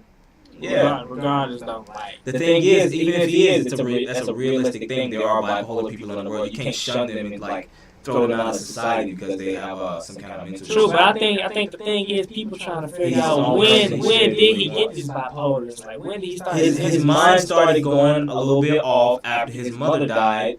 And the media kept talking shit about him and critiquing everything he do. Like the thing about Kanye is he used to be he that has guy. A gentle No. The thing is he used to be that guy. Like everybody say, yeah, he used to defend black people. He used to talk about all the kind of shit. And when he was that guy, his mother dies. He has a slight mental breakdown. And he do the whole shit with the VMAs, take the Taylor Swift shit. He's acting a little erratic. After his mom died, so he's grieving and shit. People should understand that he is going through something right now. But the media just kept talking shit about him. Like the black community didn't stick up for him. Motherfuckers wasn't having his back and shit. Nobody was on his side. And then he went through that shit. And then he kind of gets his shit together a little bit. Marries Kim Kardashian, and regardless of what you want to think about it, apparently he loves this chick. He really has feeling. He got kids with this chick and everything. He's happy in his family with their relationship. But what the black community do constantly throughout his whole relationship, they talk shit about his wife, constantly calling her a slut, calling her a hoe. Exactly. But now he's in the picture, and that's his wife now. So, if it's not gonna change, then don't expect him to speak up for you no more. Don't expect for him to be on your side. Don't expect for him to do anything for you. Don't critique him talking about he's doing his own shit right now. And he's living his life. He got his family's and his point of view's best perspective at heart. So I don't want to hear all of this sad, we missed the old Kanye bullshit. No, Kanye is Kanye. He is who he is. People change over time. Nobody stay who they were from the time they was a child to the time they grew up. You think his music is like to the same fan base though? Like with that whole logic, like if he got that mentality, then like he not gonna like stand up for the black people.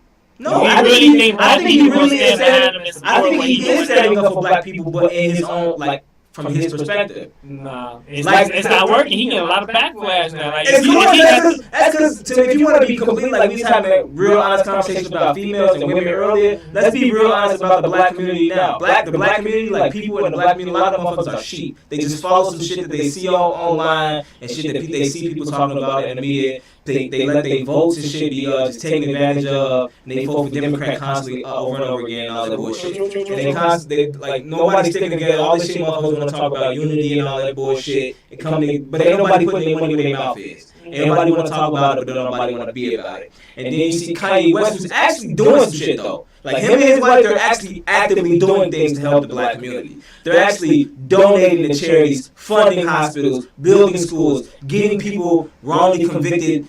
Black people who were wrongly convicted of crimes like drug charges released from prisons, making a dialogue with the White House, and even though I don't fuck with Trump or any of his policies, I think he's a racist piece of shit.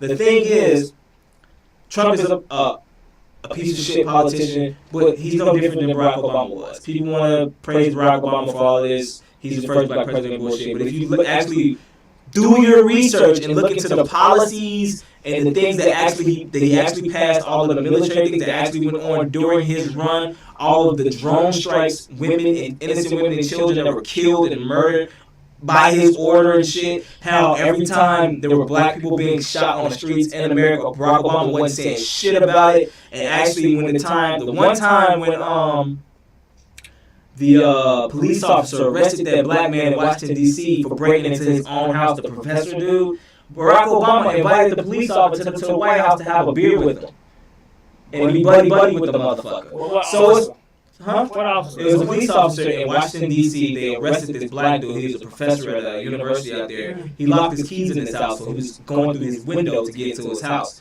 They arrested him and harassed him and shit. He was like, I live here, I can show you my ID, and arrested him and shit anyway. Barack Obama invited that police officer to the White House and had a beer with him and a barbecue with him.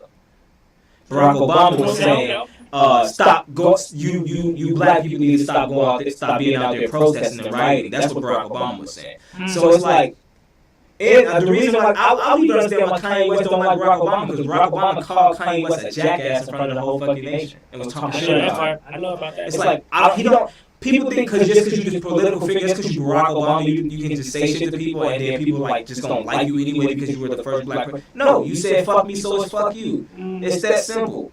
I can get that, but my question is, you think Kanye got that mentality that you distributed early, though? Like, as far as, like, people critiquing him, so he's not going to speak out for the black community. But then, if so, though, then why is he still helping the black community? I think he's going to speak out for the black community, but he's doing it from an unbiased perspective. Like, he's not going based upon, like, the trend of what's going on in the media. Like, the black community, the black movement now has been intertwined and associated with, like, the LGBT movement and the Me Too movement. All that shit being lumped in together. That's why there's a lot of like uproar, like racism now, like the whole why it's like more prevalent now. It's because they've latched the black struggle onto like the LGBTQ struggle and the feminist struggle. It's like so it's like all the people that got hate for like the LGBT community and hate for the feminist community, they got hate for black people too now, because it's like, oh, they just lump all y'all together. Y'all all party, y'all all progressives, y'all all liberals. Even what Kanye is showing is that he's showing people that black people are not all black people are liberal. Not all black people are pro LGBT. Well, I think he's pro like that shit. He probably supports that and everything. But I'm just saying he's showing that black people can have a different perspective than the normal. Oh, we just want everybody to be able to do everything. Everybody to be. So you think he's trying to be kind of like he's being a martyr, basically. I think he's being Batman in a sense. Yeah. Kind of being a hero, but really a villain. He's being provocative. It's like an artistic piece. He's a art type of dude. He's wearing the MAGA hat. He's showing you anybody can wear this shit. It's a fucking hat. What are you gonna be pissed off at? This is like, think about how much hate he's getting, Kanye West is getting, how he feels about it. That's how much hate all of the white people wearing MAGA hats feel. Like it's he's trying to show people a perspective. It's like, so that's how he's showing y'all that's how the white people feel that y'all talking shit about. Even like white people who wear MAGA hats and shit who are not necessarily racist or not necessarily pro police, but like they just are trolls or some shit.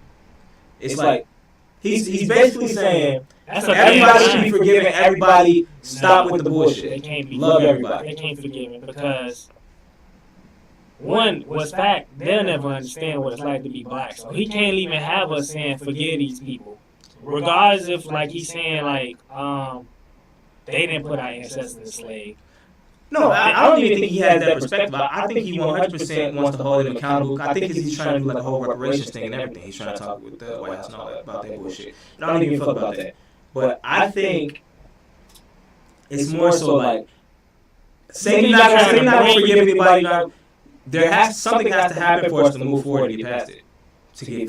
Something's going to have to happen. We're going to go to war and get this shit cracking. That's fact. Motherfuckers fighting in the streets. That's fact. But or motherfuckers gonna just say, you know what, whatever, the shit happened. I don't fuck with you. You don't fuck with us. Let's leave each other alone. Or let's start fucking with each other. Let's enemy go do whatever. But something's gonna have to happen. It's gonna be one of those things. It can't be peace. I mean, based off like how society has been manifested, and I kind of get what you're saying, like how he's trying to be that guy to play both sides, but our people are going. They're gonna consider him a traitor.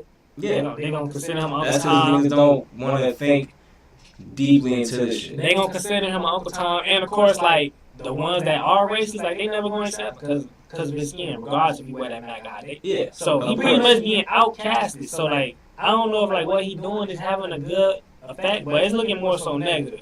It's looking negative, but the thing is, you gotta let it play out. It's looking negative, and I don't think it's gonna have a good outcome. I don't think he's having no good outcomes. Like pretty much, like it's back. I mean, what's the worst that's gonna happen? He gonna stop fucking with him completely. So it's looking like that. So he's gonna lose. He blackballing himself. Like the little power that he got right now, his little outlet. No, the thing is, Kanye West has a fan group, a worldwide global fan group that's probably not like. I'm not gonna stop listening to Kanye music. Probably not. I don't care. See, I think differently. I don't give a fuck about people's political. I don't care about. To be honest, I don't care about none of that shit because ain't nobody really trying to get on no real shit anyway. everybody's just talking bullshit. Everybody's just running their mouth. If you want to be real about it. Well, I mean, ain't nobody out here. Ain't nobody gonna go. Okay, they protest. Ain't nobody going to war. It's a whole lot of talking. It's a whole lot of talking going on. Well, I mean, that's it's a whole lot of talking going on. It goes deep. Then like pretty much just anybody's just going out here. I'm thinking they waiting for the right moment to do so. And a great example would have been if they would have gave Van Dyke like no charges at all. Nothing would have happened. I think the city would have burnt down. Like, you see what happened up in Ferguson and like what happened in Baltimore. Like motherfuckers was like legit torching shit, looting and all that shit. I guarantee you nothing would happen. Was you gonna go out there and burn some shit down? Probably not me. Exactly. So nothing's gonna happen. Probably not. But everybody would have been some people. People would have been down. They was already stationed down. So I think something would happen. Majority of people have that mindset of somebody gonna do some shit. I'm not gonna do no shit, but somebody gonna do some shit. Majority of people, even the people that's out there protesting and stuff, usually when shit go left, it's because it's not even half the time. It's not even the protesters. They have police officers that infiltrate those peaceful protests. Let me break it down. Make sure some shit jump off. Let me break it down on why I wouldn't do it, and I believe why people would have did it. The reason I wouldn't have did it because it didn't hit close to home yet. All those people that was posted downtown, they was affected by like these cops. But the thing is, everybody want to say it wasn't close to home yet. It's like, then why would you? If you all the people that was down there, if everybody who's a part of that this section of the black community, all the people that was down there has that sentiment of something has to be done and there can't be no peace, then do something. You got to do something, or just keep letting the shit keep going how it's gonna go. All the people that was down there, like going back on this topic, I don't know if you heard, but they said like if this dude would have got off not guilty, they saying they wouldn't really care if they would have lost their lives or if they would have went to jail. They said they was about that action right then and there. The city feared that. I think that's why they gave him not the first degree murder charge, but they gave him the second degree murder charge. Just to keep the city from burning down. Still gonna do, but it was about that life. The thing is, that's a small amount of people, and that's some woulda, coulda, shoulda. It didn't happen. We don't know if it would have happened or not. We just know that they said. A lot of people say they're gonna do a lot of shit.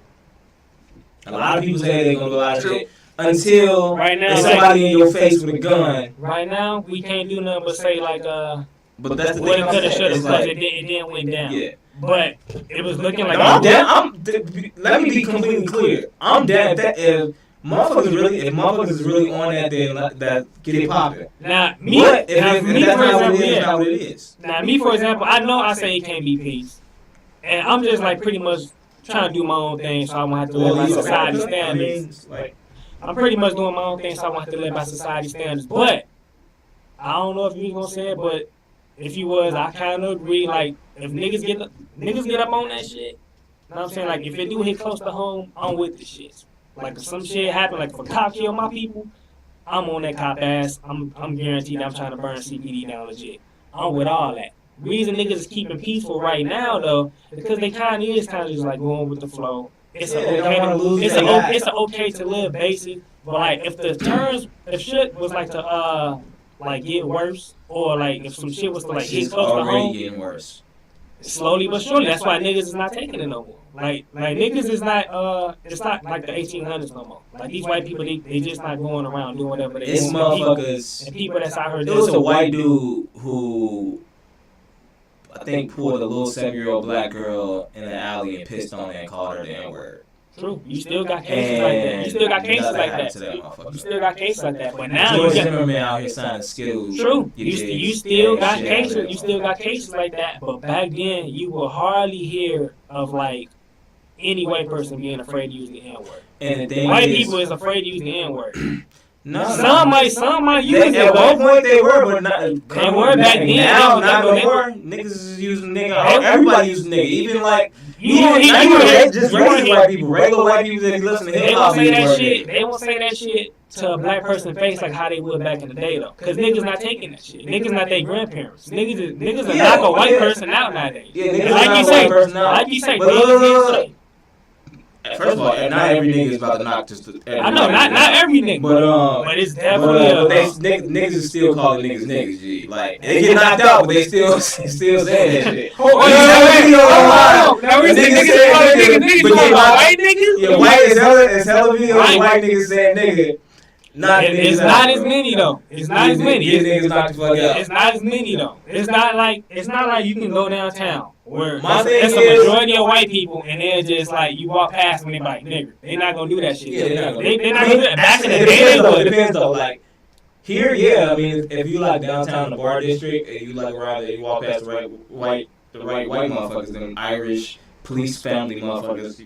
You gonna see here. They're not gonna carry that shit in the face. Like they gonna call your face. In Chicago, racism is subtle. Racism is subtle in Chicago. It's not up front. No, racism is completely up front in Chicago. Look how Chicago's laid out. It's divided. I know, but it's not up front. It's not up front. Like if a black person was to go to like a white person neighborhood, they probably just look at him. But they won't call him a nigger. They won't call racism. They won't call you a nigger though. Like they won't attack you. Of course they ain't gonna do no shit like that. Ain't nobody gonna do no shit like that. Exactly. That's what I'm saying. Like times has changed. Niggas is on that shit though. But the thing is, times have changed for a period of time, but now it's changing now. Motherfuckers are not scared of black people no more.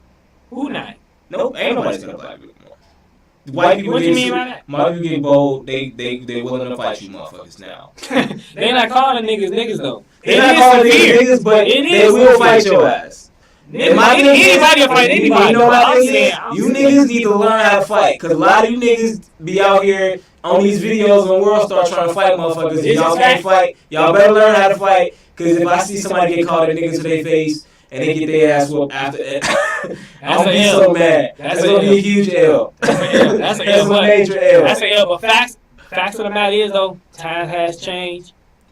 White people, they see that black people not taking that shit like how they was back in the day. White people will get their ass whooped if they say nigga to the right motherfucker. Yeah. That's fact. My thing, that's fact. That's all fine. It's all cool. Okay. It's like, but my thing is like, so.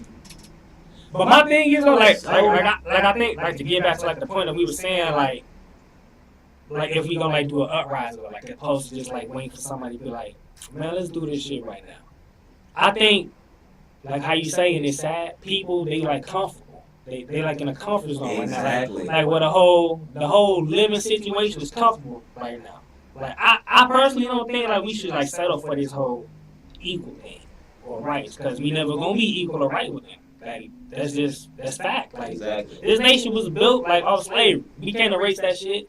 So, but like right now, I think like black people they gotta like instill that they equal or that they can make it to be a CEO. That's because that's what I'm saying. Like that's what I'm saying. It's a whole. But I'm saying though, like if I get a whole regime of like-minded individuals, like the reason I'm not gonna pop off, I just be one nigga just dead in the street. You know what I'm saying? If I was like pop off right now, I ain't got like a whole regime of niggas that'll stand behind me like the Black Panther movie.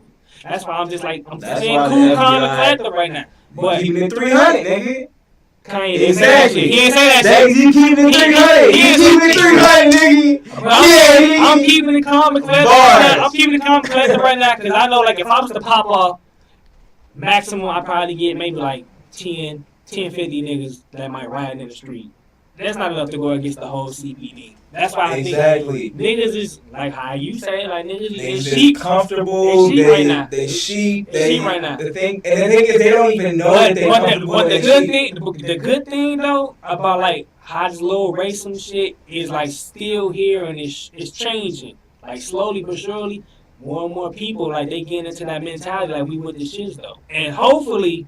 Motherfuckers will start this. I see all motherfuckers start a second Civil War, bro. I'm just waiting for that shit to pop off. I think that's gonna happen, but I just think all this shit gonna end bad because it's like motherfuckers don't.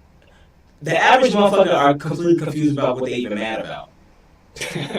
Like it's niggas out here that they don't even know shit about racism or nothing like they be mad at every fucking thing about LGBTQ shit, about feminist shit. About shit about like Asian people, about shit that got nothing to do with them. I'm just gonna say like it's like I'm gonna speak on my. Ain't nobody even on your like. And black people also you gotta understand that most motherfuckers ain't even on your side. These I'm gonna say you. For the black people that's watching this, hopefully, you know what I'm saying, they're not blinded by ignorance. I'm gonna speak for us. The majority of black people, how you say they mad at the wrong shit, that's fact. Cause we got niggas that's killing niggas black people killing black people over a block. Like these niggas really. I ain't mad about that though because that's all circumstance. I am mad about that shit. I'm mad about it. Niggas is legit killing one black person for crossing the tracks. But if the rent was to get raised, all them niggas is leaving that block. So many black people lost their lives. You know what I'm saying? Because these niggas think they own this block. But if that rent go up, all them niggas is moving. Exactly. I'm thinking I'm not mad about it because it's social engineering, bro. They are programmed to be that way. I am mad about that. They're given, they're born in, they're raised in, the way that they've been treated since they came into existence, like the way their parents are, the way their parents are raised and shit like that. Their mentality is their mentality because of those circumstances. They don't know any other way to be. So you can't deprive people who they get conditioned. How they get conditioned like that though? And call who you attacking right now? You attacking the black people or? I'm not attacking anybody. I'm attacking the country of the United States of America. All right, so you're saying you're not mad at whom for what? I'm not mad at those black people, those kids that kill other kids and do shit like that because they have been programmed to do that. It's not their fault. They are fucking crazy. The way it's a lot to blame. All of them have mental illness. All of them have mental illness. Think about the lives some of these kids have. Like they are born, nobody gives a fuck about them.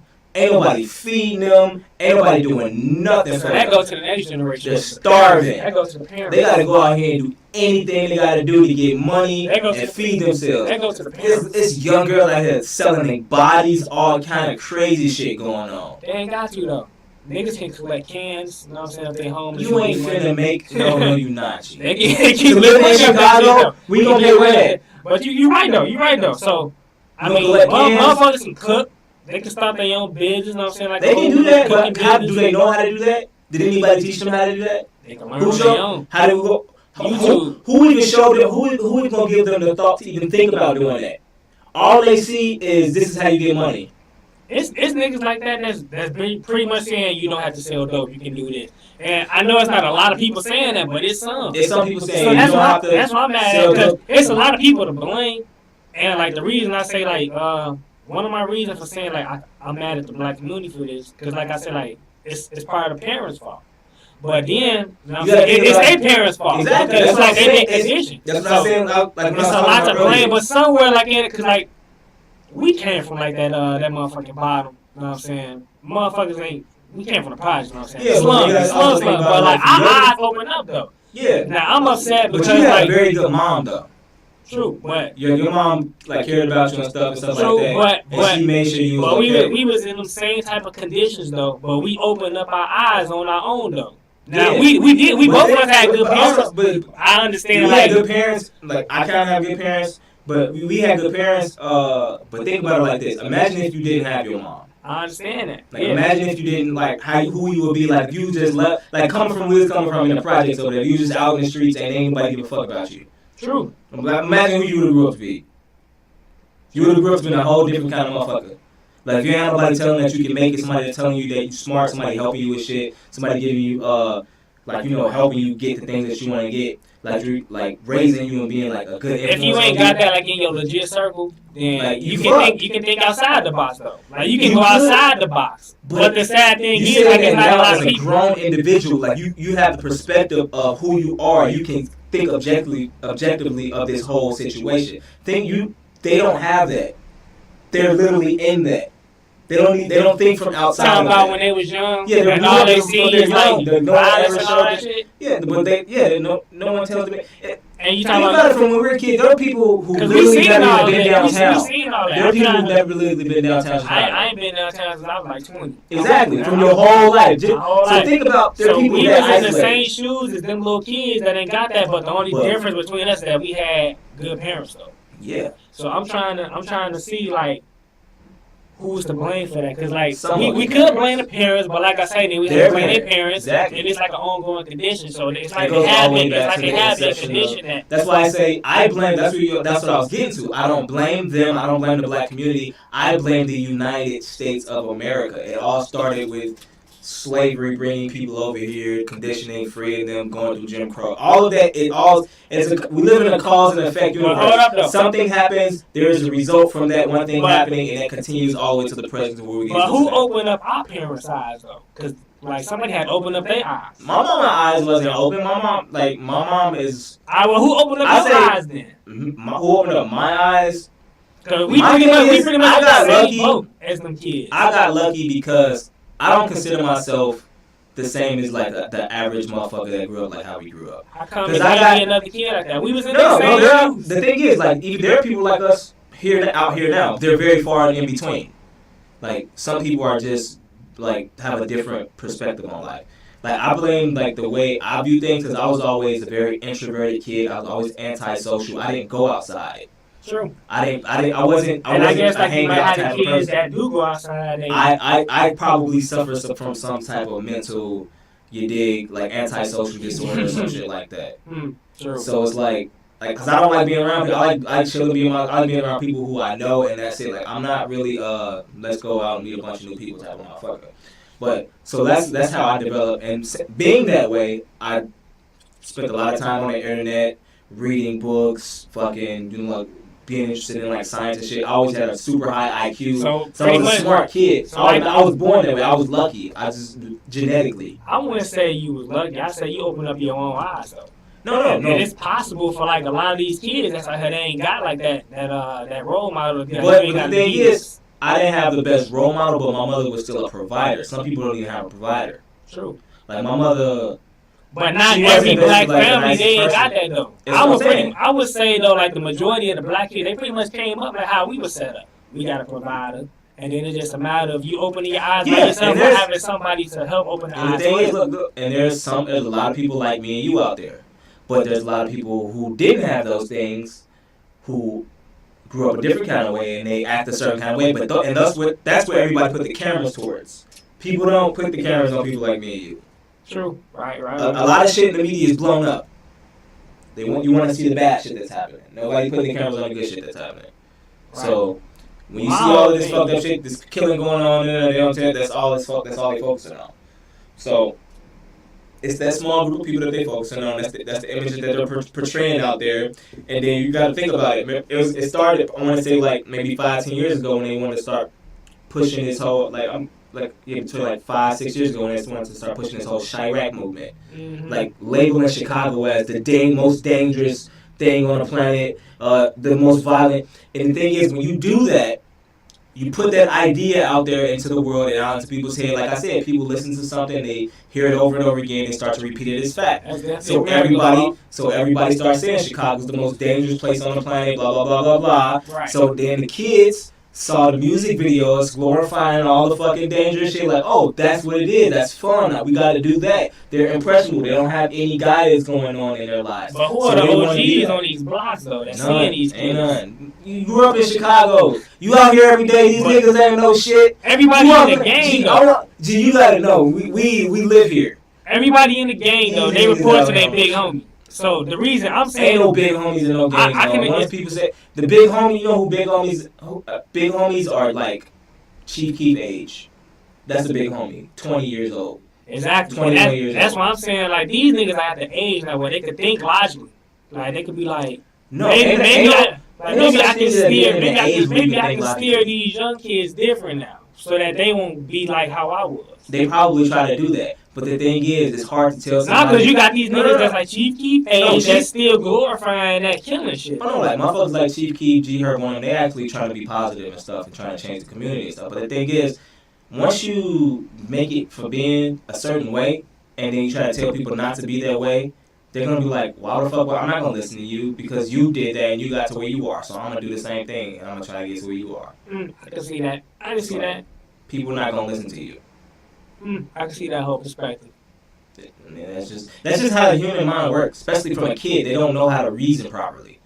They just look at the surface level of things. They're not fully developed. Man, we just got to do better. That's what I feel like. We got to do better. What we got to do is, motherfuckers like Kanye said, either we all got to complete. I don't think we're going to, like, if motherfuckers wanted to do like a civil war type shit, it might work if I don't think that nigga Kanye be with the shits, bro. I ain't talking about Kanye right now. I'm talking about like in general, like as far as like for things to get better. If there's like a civil war type shit that happens, black people by themselves wouldn't be able to win that because there's not enough. We would need like Hispanics or Mexicans or somebody else to be on our side. We the majority now, though. So, black people? Yeah, we the majority. Of the population? In America? Yeah. No, we're not. Yeah, it's black people. No, we're not. Where did you get that number from? Shit. Black people make up, I want to say, like 15% of America. White people make up 60% of America. Hispanics make up about 16% of America. And then other like 5 or 10% is like Asian and other. So them motherfuckers make up 60%. Where the white statistics people, at? Cause I read some shit that said black people now. No. They no longer they say like in the the minority. future, like by the year 2020, the year 2050, black and Hispanics are gonna be a majority because it's gonna be have too many kids. Some shit happening with white people right now, though, right? Like they population dying off or something like that. That's why I'm like, I read something right now. They're not having enough babies. That's what I'm saying. But it's gonna take a while for us to be the majority. I read some shit that said now, like, I don't know if we the majority, but I think they say we overpopulating the white people at least. We probably having more kids with them now, but as far as we're probably having more kids than they are now, but they have such a large gap ahead of us as far as numbers wise that it's gonna take us until the year 2050 to catch up. I personally think right now, like if a civil war was to happen all over this country between white and black, I think we'll win. Between just white and black, I think we'll definitely win. You gotta also think about like the U.S. government, fucking tanks, drones, missiles, the entire military, all kind of crazy shit, bro. It's not just gonna be the niggas in the suburbs. The white people, they're not the only ones in the military, though. Yeah, but the majority of them in the military are white. Most people in the military are white. We got to look that up. Yeah, it's all. They make a majority of people in the country, G. U.S. racial demographics 2018. As of July 2016, that's the last study they did, I guess. The white Americans are the racial majority. African Americans are the largest racial minority, amounting to an estimate of 12.7%, which is about 13% of the population, which is black people. So total in America, they saying black people are 13%. 13%. So what's white people ratio? White people are 60%. Wow. Hispanics and Latinos amount to about 17.8%, but that's an ethnicity, so because some black people are Hispanics. So. But yeah. I want to add them in to us because, No, because I'm Hispanic. But I'm talking about you still got like the Hispanics that still label themselves as white. Yeah, you got the white Hispanics. So that's what I'm saying. They're not going to like side with the black. That's what I'm saying. Like there's white Hispanics. So pretty much it'll be Hispanics. 13% versus a 60%. Yeah. Well, we had to do like your nigga Kanye made a reference, man. If we was to go to war right now, be the 300 Romans. Yeah, but them niggas did it. The thing is, it's like I'm all for that. But what was I saying earlier about? Saying something about the military. No, about Kanye. Like what he was trying to like. Either motherfuckers gonna do the whole military, civil war, blah blah blah. That shit gonna happen, or motherfuckers gotta say, this is what happened. We gotta come to an agreement and move on. Either live separately, or come together and try to advance the human race, or niggas can just say fuck it and leave. If we really just want to get on that, so everybody save up their fucking money for a few years, we just bounce, buy a big ass piece of land pretty much just living separately and start our own country. I feel like racism ain't never gonna leave. So if that shit is to happen, you know what I'm saying? Black people just strip up and leave, get their own land and go. No interference. I'll be with that shit. No white interference, because America, you know what I'm saying? It be whack as hell on black people. Yeah. I mean, we make this shit lit. But, yeah, if black people left America, this country would be so trash. They would. They benefiting off us, though. Like, NBA, music, black people, shit, black the culture, CEOs in black general. culture is the number one American commodity. Exactly. That's why what I'm we like, sell if to we the rest of the legit world. able to like separate ourselves There will from be this no place, more NBA, no more sports, no more music, no more comedy, no more entertainment. All that shit will be garbage. I really feel boring. I really feel like if them motherfuckers never really colonized Africa, Wakanda would be legit. I think we'll be. No, actually, did you are you paying attention to what's going on in South Africa right now? That nigga Akon, he a beast, yeah. Not even with Akon. I'm talking about this dude named Julius Malema. He's like some politician. He's trying to take all the land back from the white people and give it back to the Africans. Yo, that's what's up, yo. Applause to him, man. Him and Akon. Yeah, they're trying to basically salute to both of them, because Akon, they want to make a united countries of Africa, like America, but for Africa. That's what's up, bro. I'm definitely for all that, man. Like, no white interference. Which that's the thing. It's when that happens, it's gonna have to be a big ass war because white people not gonna allow that shit. Right. Because that's where all the resources are. The majority of the resources are in Africa. They ain't gonna stand for the motherfuckers like saying. So I honestly think like those are the only two options. You know what I'm saying? Dip or go shit to war, for America to get better. I mean, America really wouldn't get better if we left. But I mean, that's an option if black people left. Most niggas did the Civil War. I mean, maybe they would like it if we left. Maybe they'll be happy with their some apple motherfuckers pie, say that shit, baseball and fucking white football players and shit. I don't know, but if you upload this shit on YouTube, let motherfuckers comment. Would America be better without black people? Of course, we just gonna get like the trolls or like the legit racist. We can put that a question. Would America be better without? Would America be better with or without black people? Make that shit the title We of gonna this make video. a poll.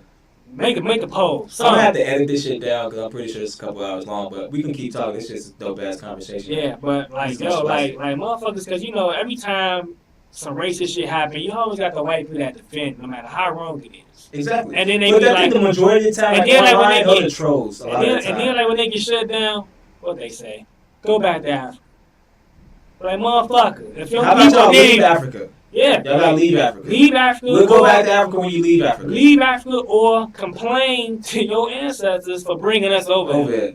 How about y'all pay us to go back? Yeah. That too, yeah. Give us all the money we need to leave and go start our own country. See, that's some shit right there too. We should have the motherfuckers that say, yes, America will be better without black people. Start a GoFundMe. Like, nigga, start a GoFundMe for every black person. $2 trillion. We gonna leave this. We gonna all the black people. We gonna all get up out this bitch. Get the fuck out of here. They can have y'all can keep y'all mayonnaise sandwiches. Crockett, unseasoned chicken. Y'all Skechers. Wimbledon, all that shit. What's a white hockey? All that shit, bro. They can start a GoFundMe for every black person to get up out this motherfucker. Legit, cause America is really not gonna get racism is not leaving this motherfucker. Like we still got white people still bred. It's so fucking trash about all of this. As a species, like the human race, we could be such a great. The planet could be so dope.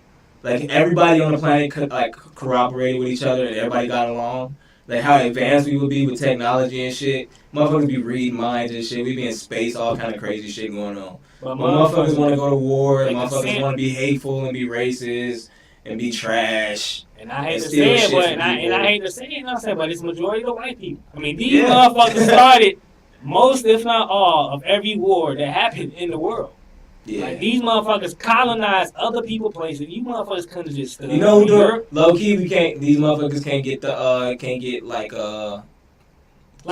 can't get left out. The Asians, the motherfuckers low key on that shit too. They trying to colonize a lot of shit. I know that. They trying to colonize the Caribbean right now. God, they trying to colonize Africa. But Asians, they relate to white people though. Like they pretty much they consider themselves white. Hashtag no racism. I'm just speaking facts, bro. These are facts, man. But we gonna get. I don't hate Asian people. We gonna get a lot. We gonna get a lot of heck for this. But these are facts, man. Like if white people never colonized these lands, bro. Like people would argue, war wouldn't have happened. People would argue, well, we wouldn't be advanced technologically and this and this and that. We wouldn't have computers and shit. But we would never know. I know. That's what I'm saying. Like honestly, to be completely real, people are just niggas gonna hate me for this. Black niggas just mad about shit that happened in the past. And it's like you got a right to be mad about it, but I think what's more so what people are mad about is that people still have that same sentiment today. I think if people would just stop being fucking racist and being mean and rude and hateful for no fucking reason, people will probably get over it. Like, if you just let people live their fucking life and not bother them every day, people get over it eventually. Like, if you just stop shooting motherfuckers in the street because you don't like black people, like, motherfuckers will probably get over it. Like, that's fact. I don't even see why anybody that hate on you for that. That's fact. Ain't nobody gonna hate on, like shooting a nigga for the color of his skin. Like, come on, bro. It's 2018. You doing some shit that niggas. And you gotta also like a lot of these cops, yeah, they racist as fuck, but they so scared of black people, like they've been conditioned. Cops is like they come from the suburbs. They've never really the black gang, the black major gangs is Crips and Bloods. For the white people, is cops. That's their little gang. Democrats and Republicans, yeah. That's who. It's just they allow some black people and other races. They just allow them to. They just allow some black people to join the little gangs, the Democrats, Republicans, and the cops. But yeah, it's man. even red and blue. Ain't that some shit? Crips versus Blood political version. That's crazy, man. But yeah, hashtag no racist though, man. Just speaking facts. Of course, niggas gonna be probably in the comment section talking about y'all racist and shit, but niggas, y'all racist. This shit is facts, y'all don't man. like white people and Asians. I ain't got a problem with. I don't not like white people. I don't necessarily say I like white people. I love the white people that's like John Brown. Like shit. A lot of white people I don't even know who that is. Like that nigga. That wiggle. I'll put it like this: I don't have any white friends. Shit, I ain't got no white friends either. Which is, it's not because I don't like white people. I just don't know. I don't hang around. Shit, I live in Chicago. I don't have any black friends. The shit's divided. I got like five friends. Ain't no white people where I was raised. I think that's another big problem with what's going on in the country. A lot of people don't really go out.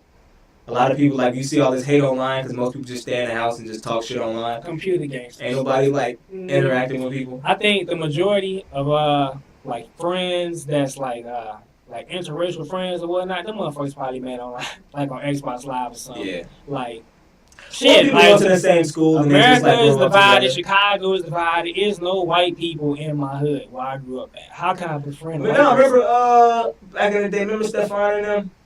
Right. Mm-hmm. You whooped his ass. I whooped his ass a couple times. Because he got on that bullshit, but... See, exactly. Like, we can't live peace. It's just the way America was raised, bro. Like... But yeah, but it was white people in the hood, though. It was like, sprinkled here and there. It was some cool, Ashley, like, but y'all, you didn't really know them too much, because that was, like, my grandmother's friends. Right. Yeah. But yeah, I know them well. It was like maybe 2 or 3 white families. Like, yeah, man, like, America gotta get better, man. Niggas gotta quit shooting niggas over the color of their skin. And niggas gotta quit shooting niggas over the cover of their shirt. You know what I'm saying? A red shirt, I don't even think people give a fuck about colors like that no more. It's just, if you're a part of an opposite gang or some shit, opposite clique, motherfuckers be on there. That's crazy. It sounds like a That's because it's a video game to most people. People don't give... These kids, they don't know anything. Niggas is playing Grand Theft Auto in real life, pretty much. You ain't gonna respond. Like, if you shoot a nigga, he ain't gonna respond. It's social conditioning, bro. It's like all the movies that people watch, the video games, it just show nothing but vibes. Like, you get used to seeing people dead. You get used to seeing people getting shot and all that shit. It's a all the videos they put on World Star, all the videos they put on YouTube, all the compilations of people and the subliminal messages too, man. Yeah, like on TV. It's okay. The subliminal messaging on TV, bro. Like all you see on TV, you know what I'm saying? Who's in power? White people. I was watching a child friendly show, like for my son, and like I was peeping some shit. Like, of course, they took Mr. Rogers, you know what I'm saying, off the air. I think he died, some shit. But they got some new cartoon. It's called Daniel Neighborhood. It's like a tiger. Gee, don't let your kid watch none of that bullshit. I know, I'm not. And I peeped this shit today. It's like Daniel Tiger. Now, what I peeped, it's a tiger, you know what I'm saying? And he got, like, different neighbors. But the thing that I peeped, it was like a black family. Mm-hmm. One, it was like a black man. He was married to a white woman. I'm like, why they just couldn't have like a solid black family? Exactly. Okay, I'm like, whatever on that. But like, what really tweaked me out though is like, then they went to the white family, and the white family, they like lived in a castle, and like the little white boy got a crown, and I'm like, what type of shit is that? But like the black person had like an afro, like that, like just a casual guy. You know what I'm saying? But I'm like, the white person had like a crown, like royalty, like they above everybody. I'm like, little subliminal shit like that. I'm like, how come they? I'm like, gay couples in kids shows now and shit. Yeah, that shit. They be putting like interracial relationships and all of that. Even though I'm really not even for that. To be honest with you, I would never. I don't think I would. People going hashtag no racism. I'm not being racist. I'm just not attracted to people of other races. I just like black women. Facts. Maybe Hispanic, maybe, but they gotta be like black Hispanic. You know what I mean? Like the Spanish people that look kind of black, like not like Haitians and fucking Dominicans, yeah, and Puerto Ricans and shit like that. But yeah, you know, like just speaking facts, man. Like, we gotta do better. Afro Latinos. Motherfuckers gotta quit shooting motherfuckers over their skin color, over any color. You know what I'm saying? Hopefully, the quote unquote big homie on the blocks or whatever, you know what I'm saying, try to steer more kids into the right direction. Even though, you know what I'm saying, how you say they is gonna be looking like, man, nigga, you made it off such and such. I'm gonna do this shit too. Like, exactly. Like you open the door for them so they won't have to open their own door. Like, yeah. You are just let them walk through. Shit. You gotta like tell them I open the door. Give them a job, my nigga. Exactly. Give them a job. Give them a job. Don't just be like, yo, you ain't gotta sell. And I'm tired of hearing all these celebrities and shit talking about shit going on in the hood. Like, y'all, unless you motherfuckers is coming out here opening up businesses, giving people jobs and shit. Like how you say Kanye is. Salute to Kanye. You say he doing that. Giving people jobs and shit. Salute to that nigga for doing going out, shit. Giving people money, giving people opportunities and shit, walking throughout the city. But, you know, people gonna hate on You can't hate on that nigga for that, man. If that nigga doing that shit, that's some real shit. That's what I'm saying. Just watch and see how if the shit fuck up and he crash and burn, then he fuck up and crash and burn. But just see whatever he's trying to do. He might sound crazy as fuck. Just let that nigga live his life. That's facts. But the thing that I'm having a disagreement about, he gotta let people do the same. Like niggas was talking about Kim. Shit about him, but no, don't talk about his wife though. Don't talk about his wife. He was talking about Kim before he got into the picture. It don't matter. But like the thing, okay, say people say something about your wife. Facts. Like people constantly bringing up your wife passed or other dudes she dated and like shit like that everywhere you go. You ain't gonna approach them. You ain't gonna say nothing to them.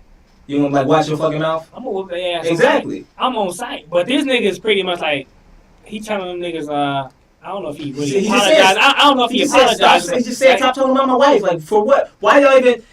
It's not even a hard thing to do. If somebody asks me a question about somebody's wife, like I don't know her. Like even if I do know her, like why you even ask me that? Ain't no this. What we're talking about don't even have anything to do with her. Well, that's the difference between me and him. Me, if I could, I approach them niggas. He asking them niggas, kind of like asking for their permission. Be like, stop talking about my wife. Come talk to me, bro. If you got.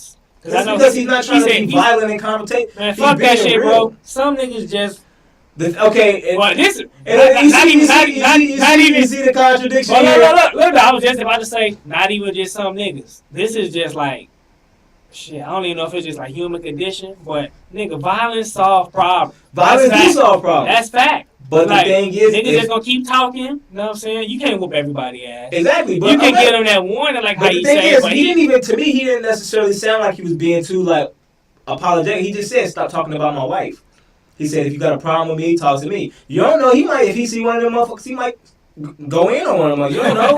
Kanye might snuff a motherfucker out here. People forget he grew up here. He wasn't born here, but the nigga grew up here in Chicago. He's a regular ass nigga. People think because he's famous and shit. You seen this nigga spaz out on hella motherfucking people constantly. He's not afraid to get in a fight. He ain't afraid to go into nobody's face. People need to understand. I mean, I ain't seen him fight, talking about his wife. He broke paparazzi cameras, but I ain't seen him fight though. And not fight, but he'll grab a motherfucker. He ain't scared to like be confrontational with a motherfucker. Right.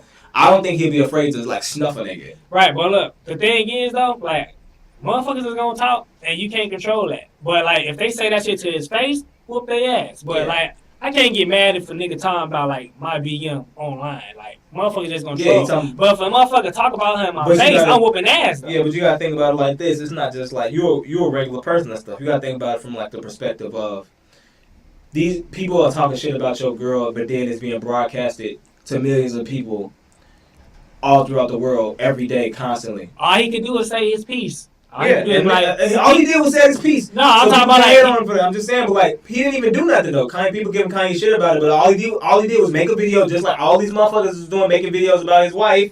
He made a video. Stop fucking talking about my wife. True. He even said it in the video, like, since this is how everybody's communicating now, everybody's doing interviews and videos, I'm going to say this publicly, stop fucking talking about my wife. True. What? It's I understand what he's saying, but it's a fact. Niggas is just gonna keep talking. Yeah, okay, let him keep just have talking. to be on And site. he probably gonna keep either gonna be on site or he gonna keep saying stop talking about my wife or he ain't gonna do shit. It's like the niggas is just life. It's just what's going on. That's fact. Yeah, it have to be on site. Kanye, niggas just gonna keep talking, bro. I'm letting you know. And the thing is, you it's can't like, get mad about the thing it, is, people talking about Kim like she a hoe or some shit. Every one of these females out here be fucking. Yeah, they collect bodies. All these hoes out here got bodies, bro. Like the nicest girl that you think you whatever. These they don't matter. They just like dudes. Just dudes got bodies. People shouldn't care. People can fuck who they want to fuck. When you get in a relationship, you accept whatever who you with, and then y'all just be together and whatever. Don't give a fuck about. You know what I'm saying? But people like to try to shame people. And actually, Kim seems like a pretty nice chick. She don't be like super disrespectful to motherfuckers. She don't get my she don't even know what she doing. I mean, she don't do shit. She's just famous. That's why I don't really care about her. But Exactly. A lot of people. And she actually do a lot of positive. Like she does like do activism shit and stuff like that. If she doing some shit like how you say, like friend on black people, like salute Yeah. to her. Like I just want randomly disrespect. That's just me. But a lot of people just like. That's my thing. But like, why you did that? A lot of random people. And like Nick Cannon's like, you a fucking clown, bro. Like, yeah, Nick Cannon's successful. He got a little show and all of that shit. He did that recently or something? He was talking about her. I know Kanye said something like on Everyday Struggle. He said he was talking about how he slept with Kim because they used to date, and then he was talking about how Drake might have smashed Kim, even though nobody ever said that, but he insinuated that. That's why Kanye was mad at him. He's like, don't he even. Probably shouldn't insinuate. He's like, why you even talking about my wife like that? Okay, y'all dated whatever, but if somebody asks you a question, it's like, okay, we dated, but I don't really want to talk about that man wife like that. Why you insinuate that my wife was fucking somebody else that you don't even know about that? And then he said, Drake, why you even allowing? Because apparently him and Drake and them, they were cool and shit. But Drake got all pissy over the shit with Pusha T. And he's like, why you even allowing this whole narrative to be pushed out there like you fucked my wife? You know you didn't fuck my wife. It's like, why you want this bullshit? I mean, yeah, man, niggas just gonna talk. Kanye see any of them niggas is on site. Exactly, you gotta be on site. It just gotta be on site, man. Kanye gotta snuff Drake. He gotta snuff Nick Cannon. He gotta snuff who else? He gotta snuff Joe Budden. Yeah, what the hell Joe talking Joe about? Budden always talking shit on his podcast. He gotta snuff Charlemagne. Well, Charlemagne. He be doing interviews with Charlemagne. I guess he cool with Charlemagne. But he gotta snuff Joe Budden for sure. Everybody gotta snuff Joe Budden though. That nigga always talking shit. Yeah, that's insane. Him and he got snuff academics. I hear he be talking a lot of trash. Everybody got snuff academics. God damn, a lot of people finna be going in on us. Academics finna down like this, joke, down like this, but shit. Keeping it facts though. I heard that them niggas do talk a lot of shit. That nigga be starting a lot of drama. Pain for no reason. Starting a lot of beef for no reason. They the one who started that whole beef between Nicki Minaj and Cardi B. Like, them motherfuckers wasn't even thinking about each other, but they kept, like, comparing them and they had beef. Man. Damn, that's crazy. And then Cardi B ended up with lumps on her head. She ended up all lumped up. I heard Nicki ain't fight, though. It was like her friend or something. Hey, they said it was the bodyguard that hit Cardi. All I know is Cardi ran up. When she left, she had a big-ass lump on her head. Yeah, I seen that. And I saw another picture that showed Nicki, and she had, like, scrapes on her knuckles and shit. So, I don't know what happened. Niggas won't know, man. But all I'm saying is, y'all made up this fake-ass beef. It ended up with somebody getting into a fight, somebody getting lumped up. It's fucked up. Who? Academics, Joe Budden. Y'all fucking them niggas' lives, man. Yeah. But shit, we want to take this. We can, did you want to, listen to that Lupe album, or did you want to join on some other shit? What time were you trying to get back to the crib? Damn, what's over around like false? Damn, we just kept on top. Oh shit, We can probably set it for next time, yeah. Yeah, you wanna head back? Yeah, we can do that. Shit, yeah, man. Damn, we just talking for a long ass time, but them was good ass topics, good ass podcast, good ass topic. We got pretty heated. I think we got some good conversation going on. Facts, I'm gonna try to make this like key concepts a regular this thing. motherfucker hashtag no racist. You know what I'm saying? Kanye on site. Know what I'm saying? Okay, I guess we gotta. What people can follow you online? Oh yeah, you already know, man. On IG and Twitter, at Babu Boston. That's at BABUBOSTON. Fuck with your boy. Great gang. Alright. So I guess that's it. Alright, man. Till next time. Peace. Deuces.